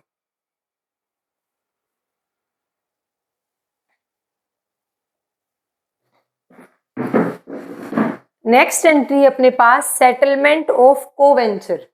अब को वेंचरर की सेटलमेंट कैसे करेंगे, बात है उनको पेमेंट करने की। अगर को वेंचरर्स को पेमेंट कर रहे हैं, एंट्री बनेगी co venturers account debit to joint bank account, क्योंकि इसका अमाउंट कम हो जाएगी। क्या कर रहे हैं, पेमेंट कर रहे हैं को वेंचरर को। अगर को वेंचरर से कुछ अमाउंट हम क्या कर रहे हैं, रिसीव कर रहे हैं, एंट्री बनेगी joint bank account debit to co venturer. अगर उनको पेमेंट की तो जॉइंट बैंक अकाउंट क्रेडिट हो जाएगा, अगर उनसे रिसिप्ट कर रहे हैं तो जॉइंट बैंक अकाउंट को डेबिट करेंगे और को वेंचरर अकाउंट को क्रेडिट कर देंगे। ये तो क्या है, ये अपने फर्स्ट मेथड के अकॉर्डिंग। अपना फर्स्ट मेथड कौन सा है, जब जॉइंट वेंचर के अंदर सभी को वेंचरर separate set of books of account को प्रिपेयर कर रहे हो, सेपरेट सेट ऑफ बुक्स को जब अलग से प्रिपेयर कर रहे हैं सभी को वेंचरर, तब उस टाइम पर कितनी एंट्री करनी है वो बात है। अब एक छोटा सा पॉइंट और है, देखो बहुत ध्यान से समझना इस पॉइंट को। अंडर राइटिंग ऑफ शेयर, ये कंसेप्ट आप पहले भी पढ़ चुके हो। कौन से के अंदर, इश्यू ऑफ शेयर्स में। इश्यू ऑफ शेयर्स में मैंने बताया था कि अंडर राइटिंग का मतलब क्या है। Under writing of the shares of a company, एक कंपनी के शेयर्स को अंडर राइटिंग करने का मतलब क्या है। देखो पहले इस चीज को पढ़ो, फिर हम देखते हैं कि जॉइंट वेंचर यहाँ से कहाँ, जॉइंट वेंचर वाले चैप्टर में ये underwriting of share of a company कहाँ से आया, क्यों आया। सबसे पहले हम देखते हैं कि अंडरराइटिंग ऑफ शेयर्स का मतलब क्या है। देखो एक कंपनी है, ए लिमिटेड नाम की एक कंपनी है। ए लिमिटेड क्या करती है, अपने शेयर इशू करती है। कहाँ करेगी, पब्लिक कंपनी है, पब्लिक में करेगी। एक ए लिमिटेड नाम की कंपनी है, शेयर इशू करती है पब्लिक में। पब्लिक के अंदर वो कंपनी क्या कर देती है, शेयर इशू कर देती है। साथ में एक पॉइंट ध्यान रखना, जो क्या है, देखो जब भी कोई कंपनी मार्केट में शेयर इशू करती है, पब्लिक में शेयर इशू करती है, उस टाइम पर कंपनी को शेयर इशू करने के दिन से लेकर के 30 दिन तक, यानी जिस दिन शेयर इशू किए हैं, मान लो शेयर इशू किए हैं, एक बार ये इरेज करती हूँ यहाँ से, मान लो शेयर इशू किए हैं 1 जैन को, तो क्या है अगले 1 महीने 1 फेब तक कंपनी को मिनिमम सब्सक्रिप्शन रिसीव हो जाना चाहिए।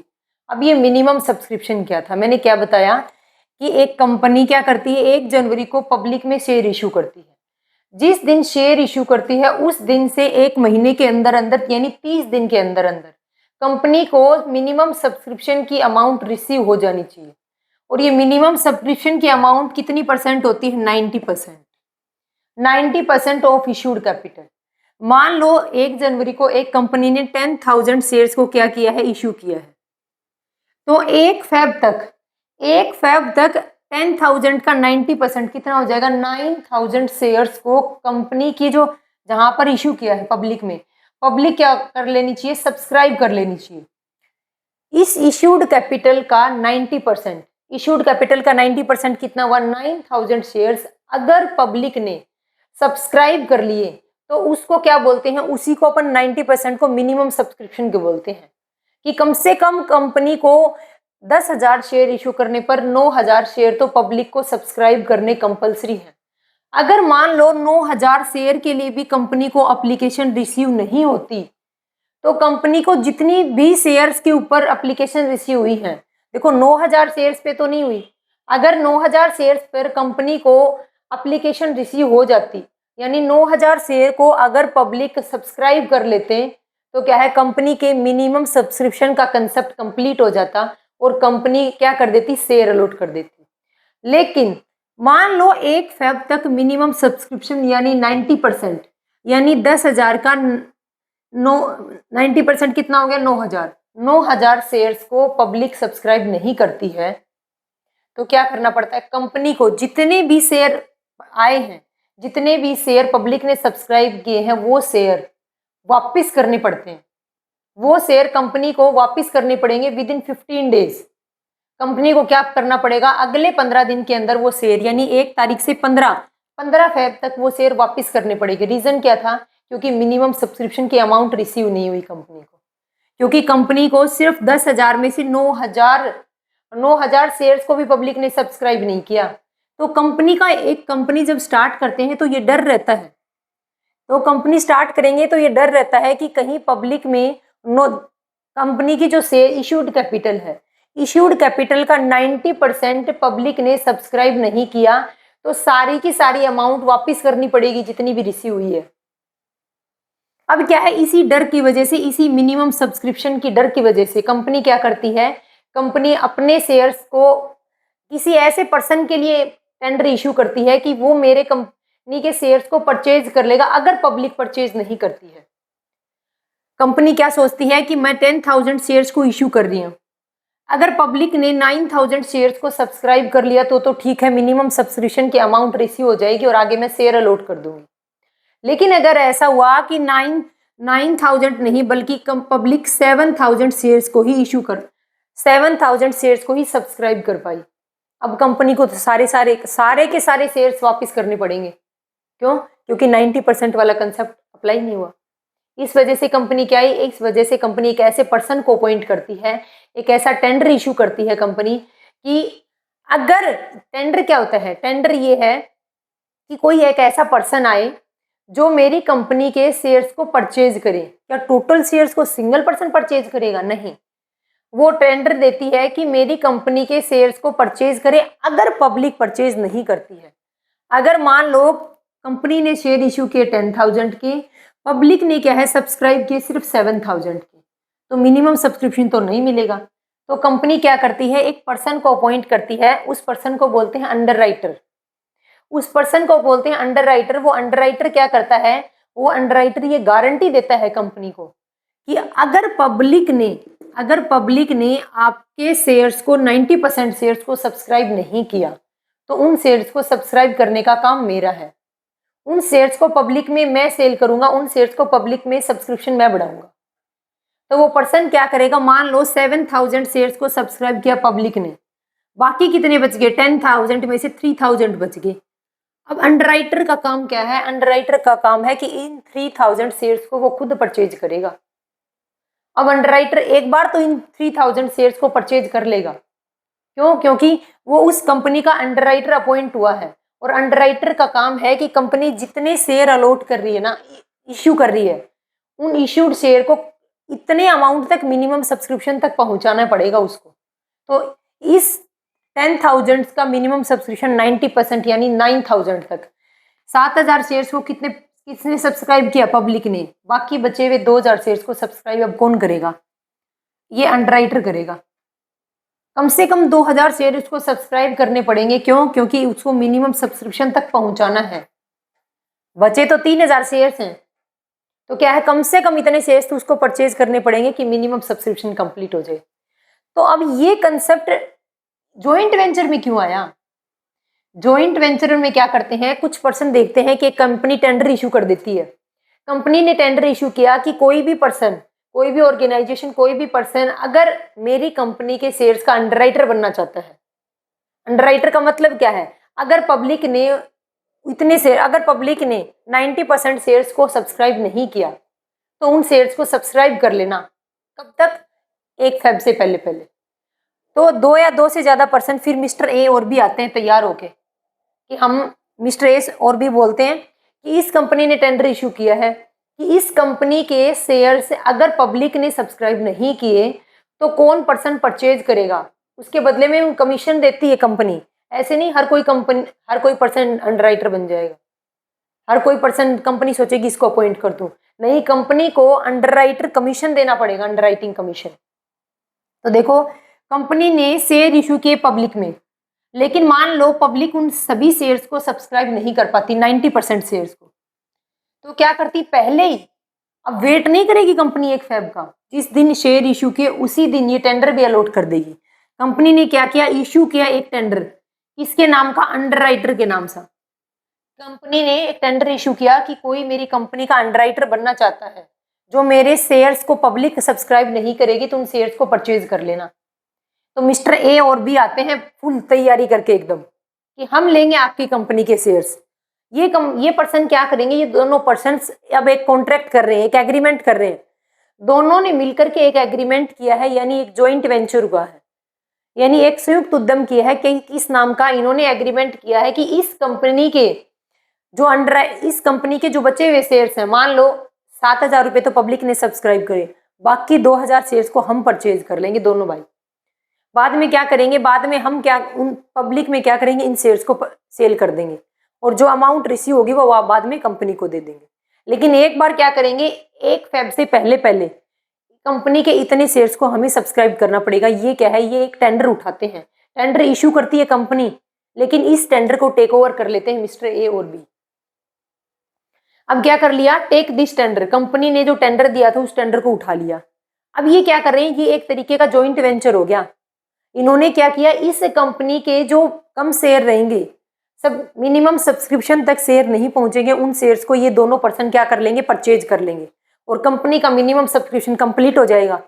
अब बात ये आती है कि इनको कमीशन वगैरह पे करना पड़ेगा। कंपनी, देखो अंडरराइटर है ये कंपनी के, ये कंपनी के अंडरराइटर हैं। कंपनी अंडरराइटर कमीशन देगी उनको इसके बदले में, क्योंकि वो शेयर परचेज कर रहे हैं, ऐसे फ्री में तो नहीं करेंगे वो लोग। अब ये इसकी अकाउंटिंग प्रोसीजर क्या होगी? अब देखो, share subscribe by public, public ने जितने शेयर्स को सब्सक्राइब किया, 10,000 शेयर इशू किए, पब्लिक ने सब्सक्राइब कर लिए 7,000। तो शेयर सब्सक्राइब बाय पब्लिक 7,000 थे। क्या इसकी बुक्स ऑफ अकाउंट में कोई एंट्री होगी जॉइंट वेंचर की? बिल्कुल भी नहीं। No entry in joint venture book, joint venture की बुक में इसकी कोई एंट्री नहीं होगी। रीजन क्या है? क्योंकि 7,000 शेयर्स को तो पब्लिक ने ही सब्सक्राइब कर लिया, उनका कोई चक्कर नहीं है, उनका जॉइंट वेंचर के हाथ में मिस्टर ए और बी से कोई लेना देना नहीं है। जो ये 3,000 शेयर बच गए जिनको पब्लिक ने सब्सक्राइब नहीं किया, उन शेयर्स के, इनके ऊपर बात आती है। देखो, share not subscribe by public, public ने कितने शेयर को सब्सक्राइब नहीं किया? 3,000 शेयर्स को। अब कंपनी क्या करेगी? जॉइंट वेंचर की बुक्स में एंट्री होगी। अब ये जो ए और बी ने मिलकर एक जॉइंट वेंचर किया ना, इस जॉइंट वेंचर की बुक्स ऑफ अकाउंट में कौन से शेयर्स की एंट्री करेंगे? क्वेश्चन पुटअप किया जा सकता है आपसे। जॉइंट वेंचर्स ने एक टेंडर लिया है कंपनी के अंडरराइटिंग का, अंडरराइटिंग ऑफ शेयर्स का टेंडर उन्होंने उठा लिया। अब कौन उनके बुक्स ऑफ अकाउंट में किन शेयर्स की एंट्री होगी? Subscribe share note subscribe by public, public ने जिन शेयर्स को सब्सक्राइब नहीं किया उन शेयर्स को अब कौन परचेज करेगा, कौन सब्सक्राइब करेगा? ये मिस्टर ए और बी दोनों करेंगे, इसकी एंट्री होगी। ये मेन अपना इतने शेयर पब्लिक ने सब्सक्राइब कर लिए थे 7000, तो ए और बी का कोई लेना देना नहीं है उनसे। इनका क्या है, इनका मेन फोकस है इन 3000 शेयर्स को परचेज करना, सब्सक्राइब करना है। तो अब देखो जॉइंट वेंचर की बुक्स में क्या एंट्री करेंगे वो देखो। सबसे पहले एंट्री ट्रांजेक्शन किसकी होंगी? Share note subscribe by public, जो पब्लिक ने सब्सक्राइब नहीं किया ना, सिर्फ उसी की ट्रांजेक्शन करेंगे। अब देखो amount contribute by joint venturers for purchase of shares, अब इनको ये 3000 शेयर परचेज करने पड़ेंगे।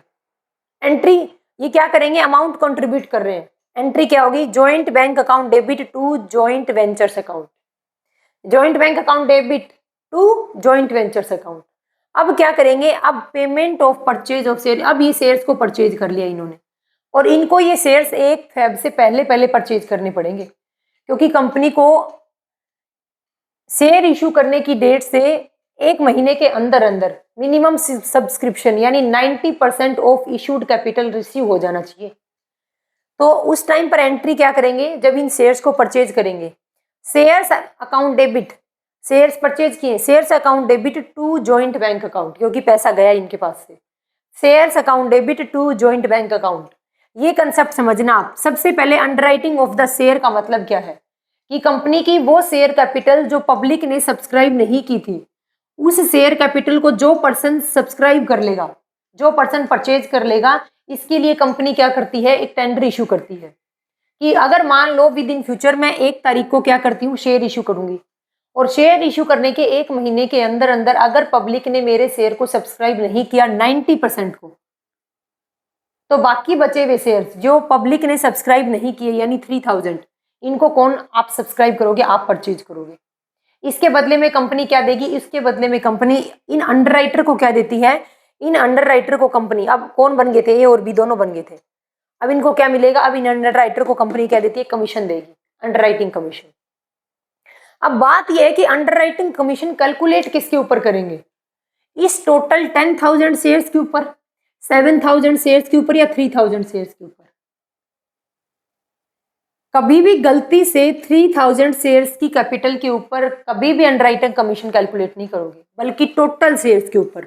मान लो हम टोटल शेयर्स क्यों ले रहे हैं? बात यह है कि क्वेश्चन मोस्ट इंपॉर्टेंट है कि अंडरराइटर कमीशन को जो कमीशन दिया जाएगा वो इन 3000, इन्होंने तो 3000 शेयर्स को ही सब्सक्राइब किया, क्या इनके ऊपर कमीशन मिलेगा? इनको नहीं, इनको पूरी टोटल कैपिटल के ऊपर मिलेगा। वो टोटल अमाउंट, कितने शेयर इश्यू किए थे?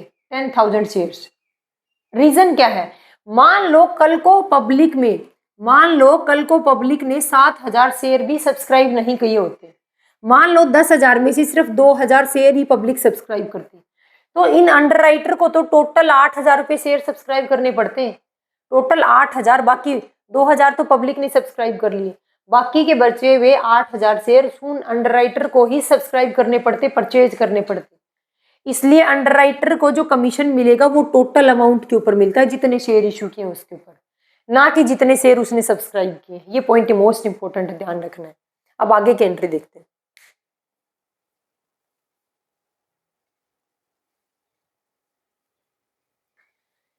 अब नेक्स्ट एंट्री है कमीशन इश्यू इन कैश। अगर जॉइंट वेंचरर बोल रहे हो, अगर को वेंचरर क्या है, कमीशन इश्यू करते हैं कैश में।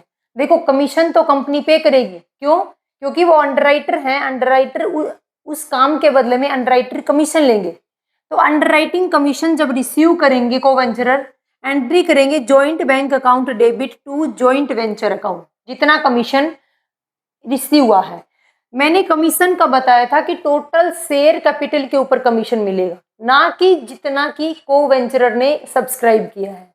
अपने एग्जांपल में टोटल 10,000 शेयर्स थे और एक शेयर मान लो 100 रुपीज का था, तो 10,000 शेयर्स थे और एक शेयर्स कितने का था? 100 रुपीज का था। टोटल अमाउंट कितनी होगी 10 लाख। अब 10 लाख रुपए के ऊपर मान लो उनको 1% कमीशन दिया जाएगा। 10 लाख का 1% कमीशन हो सकता है, 10 लाख का 10%, 2%, 3%, जो भी कमीशन उनका बनता है उस कमीशन से उनको 1% एक फिक्स रेट से कमीशन मिलेगा। तो joint bank account debit to joint venture account, बस इतना ध्यान रखना, उनको टोटल अमाउंट के ऊपर कमीशन मिलेगा, ना कि उन्होंने सब्सक्राइब किया उस अमाउंट के ऊपर। नेक्स्ट है कमीशन रिसीव इन शेयर। मान लो कंपनी क्या करती है, कैश में कमीशन नहीं देती, कैश में कमीशन दिया तो जॉइंट बैंक बढ़ गया। अगर कैश में नहीं देती, कंपनी क्या करती है, शेयर अलॉट कर देती है। एंट्री क्या करेंगे, share account debit to joint venture account. Next क्या करता है, अब वो जॉइंट, अब क्या है, कोई को वेंचरर क्या करेंगे, इन शेयर को सेल कर देंगे। को वेंचरर क्या करेंगे, अगर इन शेयर को सेल करेंगे तो शेयर्स को क्रेडिट कर देंगे। अब डेबिट किसको करेंगे, अगर कैश में शेयर्स को सेल किया गया, joint bank account debit to share account कर देते। और मान लो उन्हीं को वेंचरर में से किसी ने शेयर को परचेज ही कर लिया। देखो उन्होंने टोटल कंपनी के जो 3000 शेयर्स बाकी थे, उन 3000 पूरे शेयर के अलॉट को परचेज कर लिया उन्होंने। अब उस पूरे अलॉट में से क्या है, मान लो बी एक को वेंचरर है, वो बोलता है कि मैं इस कंपनी के शेयर पर्सनली परचेज कर रहा हूं। वो 3000 रुपए का तो शेयर का एक अलॉट परचेज कर लिया, पूरा मान लो बंडल परचेज किया, वो जॉइंट वेंचर है इनका। वो दोनों, इन मान लो ए और बी दो जॉइंट वेंचर्स थे, उन दोनों ने मिलकर पूरे बंडल को परचेज किया था। अब क्या कर रहे हैं, अब ये अपना काम खत्म कर रहे हैं, उन शेयर्स को आगे पब्लिक में शेयर कर रहे हैं, उन शेयर्स को आगे पब्लिक में सेल कर रहे हैं। कुछ शेयर को तो पब्लिक में सेल कर दिया, एंट्री बनेगी joint bank account debit to shares account. कुछ शेयर्स को मान लो बी जो को वेंचरर है, वो बी को वेंचरर उसको परचेज कर लेता है, कुछ शेयर्स को, एंट्री बनेगी joint ventures account debit to share account. इसको हमने कंबाइंड करके दिखा दिया, यानी जो शेयर्स पब्लिक में सेल कर दिए जॉइंट बैंक अकाउंट, जो शेयर्स को वेंचरर ने परचेज कर लिए joint co venturer account to share account. अब मान लो ऐसा करने से लॉस भी हो सकता है और ऐसा करने से प्रॉफिट भी हो सकता है। जॉइंट वेंचरर ने उन शेयर्स को पब्लिक में सेल कर दिया, तो ऐसा करने से, इन शेयर्स को सेल करने से प्रॉफिट और लॉस दोनों हो सकता है। कहाँ जाएंगे ये प्रॉफिट और लॉस, ये प्रॉफिट और लॉस जॉइंट वेंचर अकाउंट में चले जाएंगे। ये प्रॉफिट और लॉस जॉइंट वेंचर, चाहे प्रॉफिट हो चाहे लॉस हो, जॉइंट वेंचर अकाउंट में ट्रांसफर कर देंगे। ये अपना पहला मेथड था। जब हम किस मेथड के थ्रू, जब सभी को वेंचरर्स अपने अपने अलग अलग set of books of account prepare कर रहे हैं उस अकॉर्डिंग। फिर हमने क्या देखा, एक अंडरराइटिंग कमीशन वाला कंसेप्ट देखा था, underwriting of shares of a company. अब जो सेकंड मेथड है, सेकंड देखो हमने 3 मेथड पढ़े थे, या तो सभी को वेंचरर्स अपनी सेपरेट सेट ऑफ बुक्स को प्रिपेयर करेंगे, दूसरा था कि सभी को वेंचरर्स अपनी सेट ऑफ बुक्स को प्रिपेयर नहीं करेंगे बल्कि जॉइंटली प्रिपेयर करेंगे। अब उसमें हमारे पास 2 मेथड थे, उसमें से जो पहला था वो क्या था, जिसको हमने बी नाम दे रखा है, वो क्या था कि जब सभी को वेंचरर जब अपनी अपनी बुक्स में टोटल एंट्री को रिकॉर्ड कर रहे हैं, को वेंचरर क्या कर रहे हैं, टोटल एंट्री को रिकॉर्डिंग कर रहे हैं, चाहे वो किसी भी को वेंचर की हो।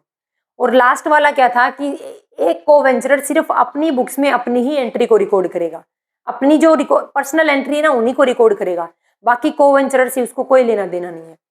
तो अब हम करेंगे दूसरा मेथड। देखो joint venture separate set of books maintain ना करें, अगर अलग अलग बुक्स को मेंटेन नहीं कर रहे, उसमें हमारे पास देखो, अब इस मेथड को हम बी मान रहे हैं और नेक्स्ट है उसको सी मानेंगे। अब देखो बी मेथड कौन सा है, को वेंचरर सभी ट्रांजेक्शन को अपनी बुक्स ऑफ अकाउंट में रिकॉर्ड करेंगे। देखो उसकी खुद की बुक्स ऑफ अकाउंट है और सभी ट्रांजेक्शन को रिकॉर्ड करेगा, ध्यान रखना, को वेंचरर सभी ट्रांजेक्शन को अपनी बुक्स ऑफ अकाउंट में रिकॉर्ड करेगा। और जो सी मेथड होगा उसमें क्या है, को वेंचरर सिर्फ अपनी बुक में अपनी ही ट्रांजेक्शन को रिकॉर्ड करेगा, उसकी अपनी बुक है, अपनी ही ट्रांजेक्शन को रिकॉर्ड करेगा। लेकिन ये बी वाला मेथड क्या बोलता है, सभी ट्रांजेक्शन अपनी बुक्स में रिकॉर्ड करेगा, यानी पूरी जिम्मेदारी इसी पर्सन ने ले ली तो उसको कमीशन भी एक साथ देना पड़ेगा। इस को वेंचरर को, जो ये इस तरीके से बुक्स ऑफ अकाउंट को प्रिपेयर कर रहा है, मान लो 2 को वेंचरर हैं ए और बी। ए को वेंचरर क्या करता है, ए ने अपनी बुक्स ऑफ अकाउंट के अंदर बी की भी ट्रांजेक्शन कर ली, अपनी बुक्स ऑफ अकाउंट में अपनी तो ट्रांजेक्शन की है, साथ में जो बी की ट्रांजेक्शन है वो भी अपनी बुक्स ऑफ अकाउंट में प्रिपेयर कर ली। तो क्या ए ने डबल मेहनत नहीं की, ए ने अपनी बुक्स ऑफ अकाउंट प्रिपेयर की लेकिन साथ में बी की भी तो की है ना, इसलिए इसको क्या मिलेगा, ए को मिलेगा एक्स्ट्रा कमीशन, क्योंकि इसने काम भी तो डबल किया है ना, इसलिए ए को कुछ एक्स्ट्रा कमीशन भी मिलेगा। अभी कौन कौन से अकाउंट को तैयार करेंगे, इसमें दो अकाउंट ओपन किए जाएंगे, पहला है जॉइंट वेंचर अकाउंट और दूसरा है पर्सनल अकाउंट ऑफ को वेंचरर। अब ये उसमें भी हम तैयार कर रहे थे, अगर डायरेक्ट क्वेश्चन पुट करेंगे ना तो यही पूछ लेंगे। जैसे पहला मेथड है, जब को वेंचरर अपने सेट ऑफ बुक्स को अलग अलग मेंटेन कर रहे हैं तो किन अकाउंट को प्रिपेयर कर रहे हैं, जॉइंट वेंचर अकाउंट था, को वेंचरर का पर्सनल अकाउंट था और तीसरा था जॉइंट बैंक अकाउंट। अब हमारे पास मेथड है कि जब को वेंचरर सभी ट्रांजेक्शन को अपनी बुक्स ऑफ अकाउंट में रिकॉर्ड करेगा तो कौन कौन सी बुक प्रिपेयर करेंगे, जॉइंट वेंचर अकाउंट और पर्सनल अकाउंट ऑफ को वेंचरर। ये डायरेक्ट क्वेश्चन पूछ लेंगे। यही देखो उसमें था तीन अकाउंट्स को प्रिपेयर कर रहे थे, फर्स्ट मेथड में 3 अकाउंट्स को प्रिपेयर किया था, देख लो नोट्स में। सेकंड मेथड में 2 अकाउंट्स को प्रिपेयर करेंगे। अब देखो हम एंट्री कैसे करते हैं।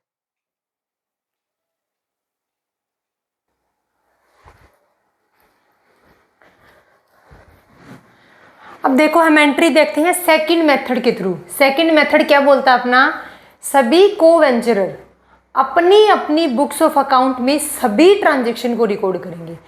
हमारे केस में हमने क्या लिया है, 2 को वेंचरर, एक एक्स और एक वाई।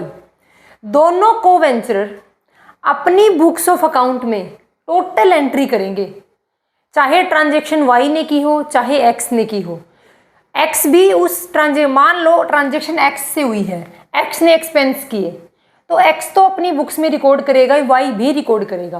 कहने का मतलब है जब सभी को वेंचरर जॉइंट वेंचर की सभी एंट्री को बुक्स ऑफ अकाउंट में रिकॉर्ड करेंगे, यानी सभी को वेंचरर सभी ट्रांजेक्शन को रिकॉर्डिंग कर रहे हैं, टोटल ट्रांजेक्शन, और सभी को वेंचरर अपनी अपनी बुक्स में रिकॉर्ड करेंगे। एंट्री क्या करेंगे देखो, समझेंगे तो जल्दी समझ। अगर एंट्री को एक बार ध्यान से देख लिया ना, फर्स्ट वाले मेथड से भी ज़्यादा ईजी है मेथड, क्योंकि इसमें 2 ही अकाउंट प्रिपेयर करने होते हैं, एक जॉइंट वेंचर अकाउंट, दूसरा जॉइंट वेंचर को वेंचरर का पर्सनल अकाउंट। एक जॉइंट वेंचर अकाउंट, एक को वेंचरर का पर्सनल अकाउंट, 2 ही अकाउंट प्रिपेयर करने हैं इसमें, ये ज़्यादा ईजी मेथड है उससे। देखो नंबर ऑफ ट्रांजेक्शन इसमें ज़्यादा है बट ईजी बहुत है। देखना, गुड्स परचेज किया एक्स ने, गुड्स किसने परचेज किए, एक्स ने परचेज किए। एक्स की बुक में एंट्री क्या होगी, joint venture account debit to bank account. ठीक है, क्या वाई को इसकी एंट्री करने की रिक्वायरमेंट थी? जब गुड्स परचेज की एक्स ने तो वाई रिकॉर्ड क्यों करेगा?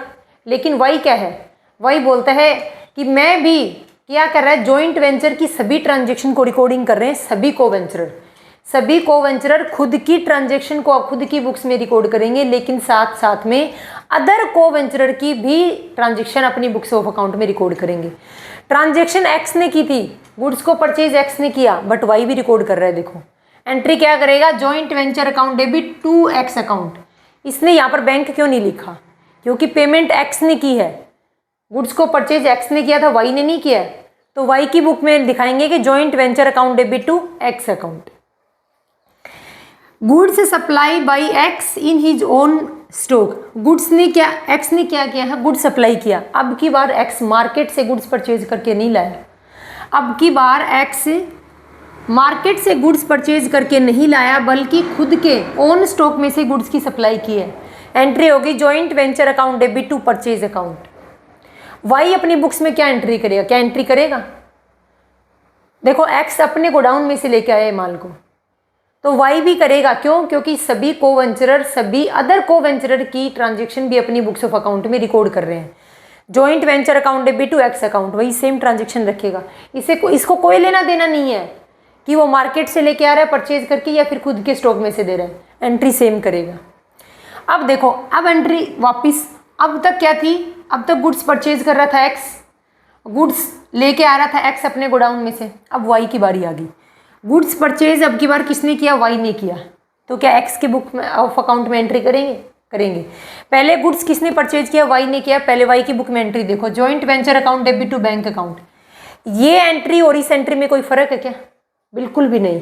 जब वाई ने गुड्स को मार्केट से परचेज किया, एंट्री की joint venture account debit to bank account. X की बुक में क्या एंट्री होगी? Joint venture account debit to Y account. क्या इस एंट्री में और इस एंट्री में कोई फर्क है? सिर्फ को वेंचरर का नाम अलग है, सिर्फ को वेंचरर्स का नाम चेंज है, बाकी एंट्री सेम है। नेक्स्ट क्या है, अब की बार वाई क्या कर रहा है? अपने स्टॉक में से गुड्स की सप्लाई दे रहा है, मार्केट से परचेज नहीं कर रहा, अपने स्टॉक में से गुड्स की सप्लाई दे रहा। कौन? वाई। तो पहले वाई की बुक में एंट्री देखो, joint venture account debit to purchase account, joint venture account debit to purchase account. ये वाली एंट्री और ये वाली एंट्री सेम है कि नहीं है? अब क्या करेंगे, एक्स की बुक में एंट्री देखो, joint venture account debit to Y account. जैसे यहाँ पर वाई को मतलब नहीं था कि ये गुड्स को परचेज करके लेके आ रहा है या फिर अपने स्टॉक में से दे रहा है, वैसे ही अब एक्स को मतलब नहीं है कि गुड्स, चाहे वाई गुड्स को परचेज करके लाए मार्केट से या फिर अपने स्टॉक में से दे, एंट्री सेम रखेगा। देखो दो एंट्री एक साथ ध्यान रखना, दो एक साथ ध्यान रखना, बहुत इजी है, एक बार अच्छे से देखोगे समझ आ जाएगा। एक्सपेंस कौन पे कर रहा है अब की बार? Expense incurred by X, X ने एक्सपेंस पे किए हैं। एंट्री क्या होगी? Joint venture account debit to bank account. इसकी बुक ऑफ अकाउंट में एंट्री क्या होगी? Joint venture account debit to X account. अब की बार एक्सपेंस पे कौन करेगा? एक्सपेंस इनकर कर रहा है वाई, वाई की बुक्स ऑफ अकाउंट में एंट्री देखो, joint venture account debit to bank. अब की बार वाई ने खर्चे पे किए हैं, तो वाई की बुक ऑफ अकाउंट में एंट्री होगी ये। एक्स भी तो इस ट्रांजेक्शन को रिकॉर्ड करेगा अपनी बुक्स में, joint venture account debit to Y. बिल्कुल ईजी है, बहुत ज़्यादा ईजी है ये सेकंड वाला मेथड अपना। आगे देखते हैं।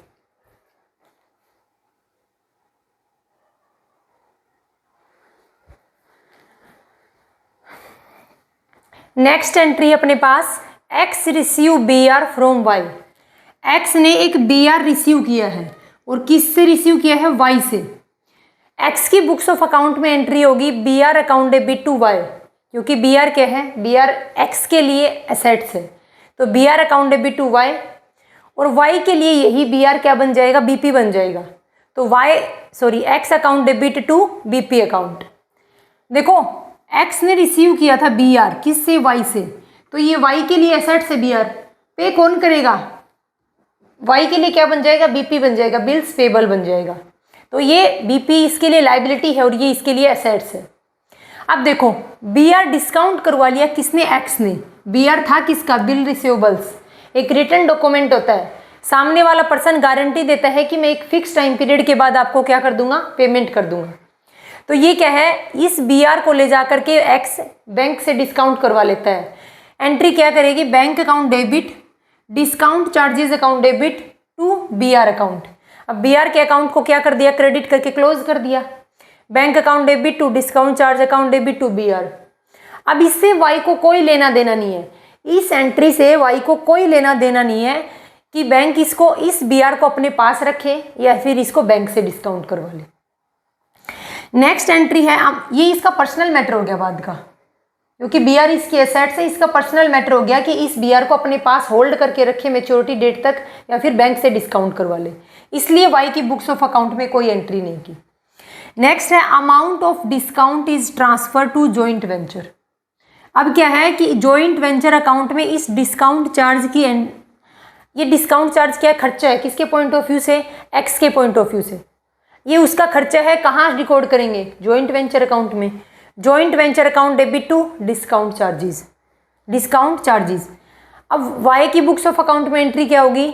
Joint venture account debit to X account. Next है, sale proceeds are received by Y, sorry by x.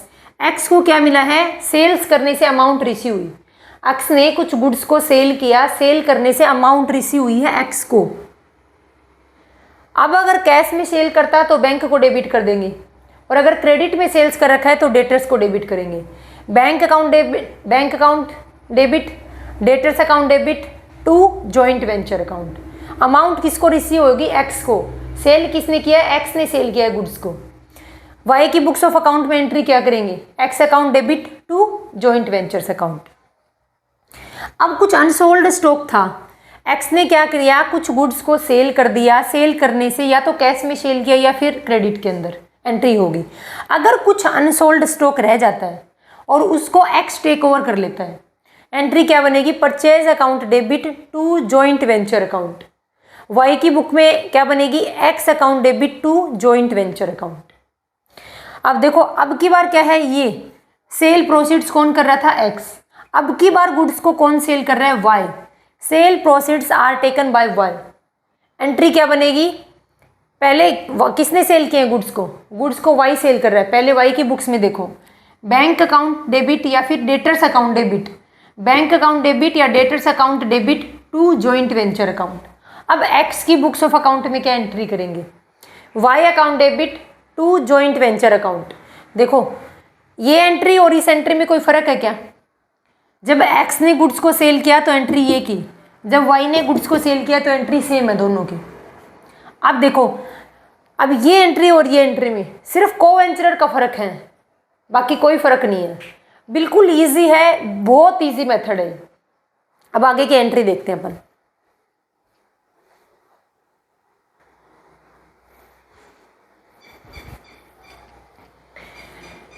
अब ट्रांजैक्शन देखो next, unsold stock taken by Y. अगर वाई क्या करता है, अनसोल्ड स्टॉक को क्या कर लेता है, खुद ले लेता है। एंट्री क्या होगी, पहले वाई ले रहा है तो वाई की बुक्स में चेक करो, purchase account debit to joint venture account. अब एक्स की बुक में देखते हैं, Y account debit to joint venture account. अब लास्ट एंट्री आती है अपने पास, sharing of profit in joint venture, कि जॉइंट वेंचर से जितना भी प्रॉफिट हुआ है उस प्रॉफिट को सभी को वेंचरर्स के अकाउंट में ट्रांसफर करेंगे। अब देखो कैसे ट्रांसफर करेंगे, थोड़ा ध्यान से देखना। जॉइंट वेंचर अकाउंट को डेबिट करेंगे जैसे P&L अकाउंट को डेबिट करते हैं।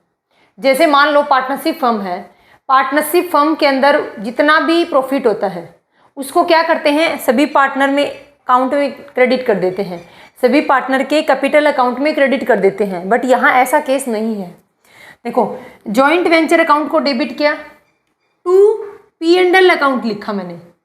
P&L अकाउंट उस को वेंचरर का आएगा जिसके बुक्स ऑफ अकाउंट्स हैं। ये किसकी बुक्स ऑफ अकाउंट है, ये एक्स की बुक्स ऑफ अकाउंट है। तो एक्स की बुक्स ऑफ अकाउंट में क्या लिखेंगे, टू P&L अकाउंट। उसका ये प्रॉफिट कहाँ जाएगा, P&L अकाउंट में जाएगा। उस को वेंचरर का जिसकी बुक्स ऑफ अकाउंट में एंट्री कर रहे हैं उसके यहाँ पर 2x नहीं लिखेंगे, इसकी ही बुक्स में इसका ही नाम कैसे लिखेंगे। तो ये जो इसका प्रॉफिट होगा कहाँ जाएगा, टू P&L अकाउंट। ये किसका है, एक्स का प्रॉफिट है। वाई का क्या लिखेंगे, टू वाई अकाउंट। इसके अकॉर्डिंग जब इसने बुक्स ऑफ अकाउंट को प्रिपेयर किया तो मान लो टोटल प्रॉफिट निकला 100 के प्रॉफिट को, और इनका प्रॉफिट शेयरिंग रेशियो है 1:1, तो 50 यहाँ ट्रांसफर कर देंगे और 50 यहाँ ट्रांसफर करेंगे। तो यहाँ पर joint venture account debit to X account नहीं लिखेंगे बल्कि टू P&L अकाउंट लिखेंगे। कहाँ ट्रांसफर करेंगे, P&L अकाउंट में। और यहाँ क्या लिखेंगे, यहाँ पर 2y अकाउंट लिखेंगे, ये y का शेयर आएगा। अब देखो y की बुक्स में क्या एंट्री करेंगे, जॉइंट वेंचर अकाउंट डेबिट। इसने जो बुक्स प्रिपेयर की थी, इसने जो बुक्स ऑफ अकाउंट्स को प्रिपेयर किया था उनके अकॉर्डिंग प्रॉफिट हुआ, उसको कैसे डिस्ट्रीब्यूट करेंगे, joint venture account debit to. अब क्या करेंगे, x को तो x का शेयर दे देंगे, 2x x का शेयर, लेकिन 2 यहाँ y नहीं लिखेंगे। y की बुक्स में ही y का ही नाम नहीं लिखेंगे बल्कि इसको कहाँ ट्रांसफर करेंगे, P&L अकाउंट में, टू P&L अकाउंट। बस इतना सा ध्यान रखना था। अब आपसे क्वेश्चन में पुटअप क्या करेंगे, क्वेश्चन पुटअप करेंगे, कोई भी एक ट्रांजेक्शन दे देंगे यहाँ से कि इन ट्रांजेक्शन की x की बुक में एंट्री बताओ, y की बुक में एंट्री बताओ, किसी एक को वेंचरर की बुक में एंट्री बताओ, ऐसे पूछेंगे आपसे क्वेश्चन। अब हमारे पास लास्ट और थर्ड मेथड कौन सा है, जब को वेंचरर्स सिर्फ खुद की ट्रांजैक्शन खुद की ही बुक्स में तैयार रखेंगे। जब सभी को वेंचरर्स, मान लो एक्स और वाई दो को वेंचरर हैं, एक्स और वाई दो को वेंचरर हैं, एक्स अपनी ट्रांजैक्शन को अपनी ही बुक्स ऑफ अकाउंट में रिकॉर्ड करेगा और वाई अपने से रिलेटेड ट्रांजैक्शन को अपनी ही बुक्स ऑफ अकाउंट में रिकॉर्ड करेगा। तब कैसे एंट्री करेंगे, देखो जब को वेंचरर स्वयं की ट्रांजैक्शन स्वयं की ही बुक्स ऑफ अकाउंट में रिकॉर्ड करेगा तो इस मेथड को हम क्या बोल सकते हैं, मेमोरेंडम मेथड भी बोलते हैं। क्या बोलते हैं, मेमोरेंडम मेथड भी बोलते हैं। अब इसके अंदर कौन कौन से अकाउंट ओपन किए जाएंगे वो देखो। ये सेकंड वाले से भी इजी है, थोड़ा सा अगर टफ लगेगा तो फर्स्ट वाला लगेगा, फर्स्ट वाले से इजी सेकंड वाला और सेकंड वाले से इजी थर्ड वाला है। अब देखो इसमें क्या ओपन करेंगे, इसमें 3 अकाउंट ओपन करेंगे। मान लो हमारे पास में 2 को पार्टनर हैं, मान लो हमारे पास में 2 को वेंचरर्स हैं, को पार्टनर नहीं, 2 को वेंचरर हैं। अब ये एक्स और वाई सिर्फ 2 ही को वेंचरर हैं, तो हम कौन से बुक्स ऑफ अकाउंट को तैयार करेंगे? मैंने आगे एग्जांपल ए और बी का ले रखा है, तो ए और बी हमारे पास में 2 को वेंचरर है। देखो 2 को वेंचरर है, मान लो हमने ए और बी, देखो लिख रखा है, ध्यान नहीं रहा। इन द बुक्स ऑफ ए, जब ए अपनी बुक्स ऑफ अकाउंट को तैयार करेगा, कौन सा अकाउंट ओपन करेगा? Joint venture with B account. B की बुक्स में, in the books of A, B की बुक्स में क्या है? अकाउंट ओपन करेंगे joint venture with A account. कौन सा मेथड है? थर्ड मेथड है, जब सभी पार्टनर अपने ही बुक्स के अंदर सिर्फ अपने ही ट्रांजेक्शन को रिकॉर्ड करेंगे। उस टाइम पर हम कितने अकाउंट ओपन करेंगे, कैसे रिकॉर्डिंग करेंगे? देखो इस मेथड को मेमोरेंडम मेथड बोलते हैं। मोस्ट इंपॉर्टेंट, ध्यान रखना, डायरेक्ट क्वेश्चन पुटअप कर सकते हैं। तो ए की बुक्स में एंट्री होगी joint venture with B account open किया जाएगा, और बी की बुक्स में joint venture with A account open किया जाएगा, और साथ में तीसरा एक मेमोरेंडम अकाउंट ओपन होगा। अगर 2 ही को वेंचरर हैं तो दोनों को वेंचरर का अकाउंट, पर्सनल अकाउंट अपना, joint venture with B account, joint venture with A account, और साथ में मेमोरेंडम अकाउंट ओपन किया जाएगा। बस इतना ही ध्यान रखना है आपको। अब ये आपको देखने से जॉइंट वेंचर है, ये joint venture with B account है, ये पर्सनल अकाउंट है।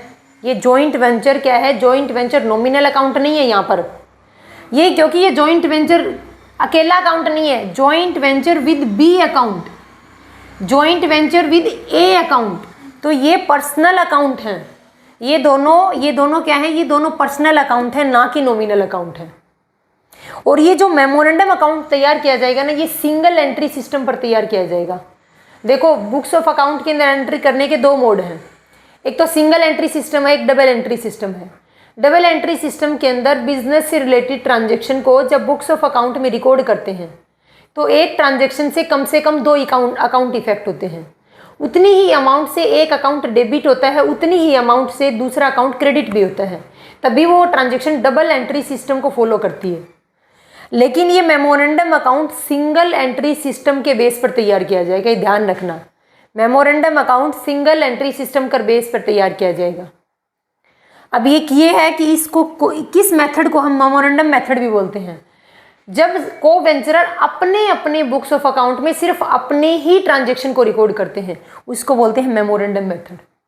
तो ये ध्यान रखना, इस थर्ड मेथड में सिर्फ इतना ही ध्यान रखना है आपको कि कौन कौन से अकाउंट ओपन होंगे। एक मेमोरेंडम अकाउंट ओपन होगा जो सिंगल एंट्री सिस्टम के बेस पर तैयार किया जाएगा, और दूसरे जितने भी को वेंचरर हैं उनके अकाउंट ओपन होंगे, बस इससे ज़्यादा कोई अकाउंट ओपन नहीं करेंगे। और ये जो joint venture with B account, joint venture with A account, ये पर्सनल अकाउंट हैं, ना कि नॉमिनल अकाउंट है, बस इतना ध्यान रखना। तो आज हमने कौन सा चैप्टर डिस्कस किया है? आज हमने जॉइंट वेंचर का चैप्टर डिस्कस किया है। Thank you.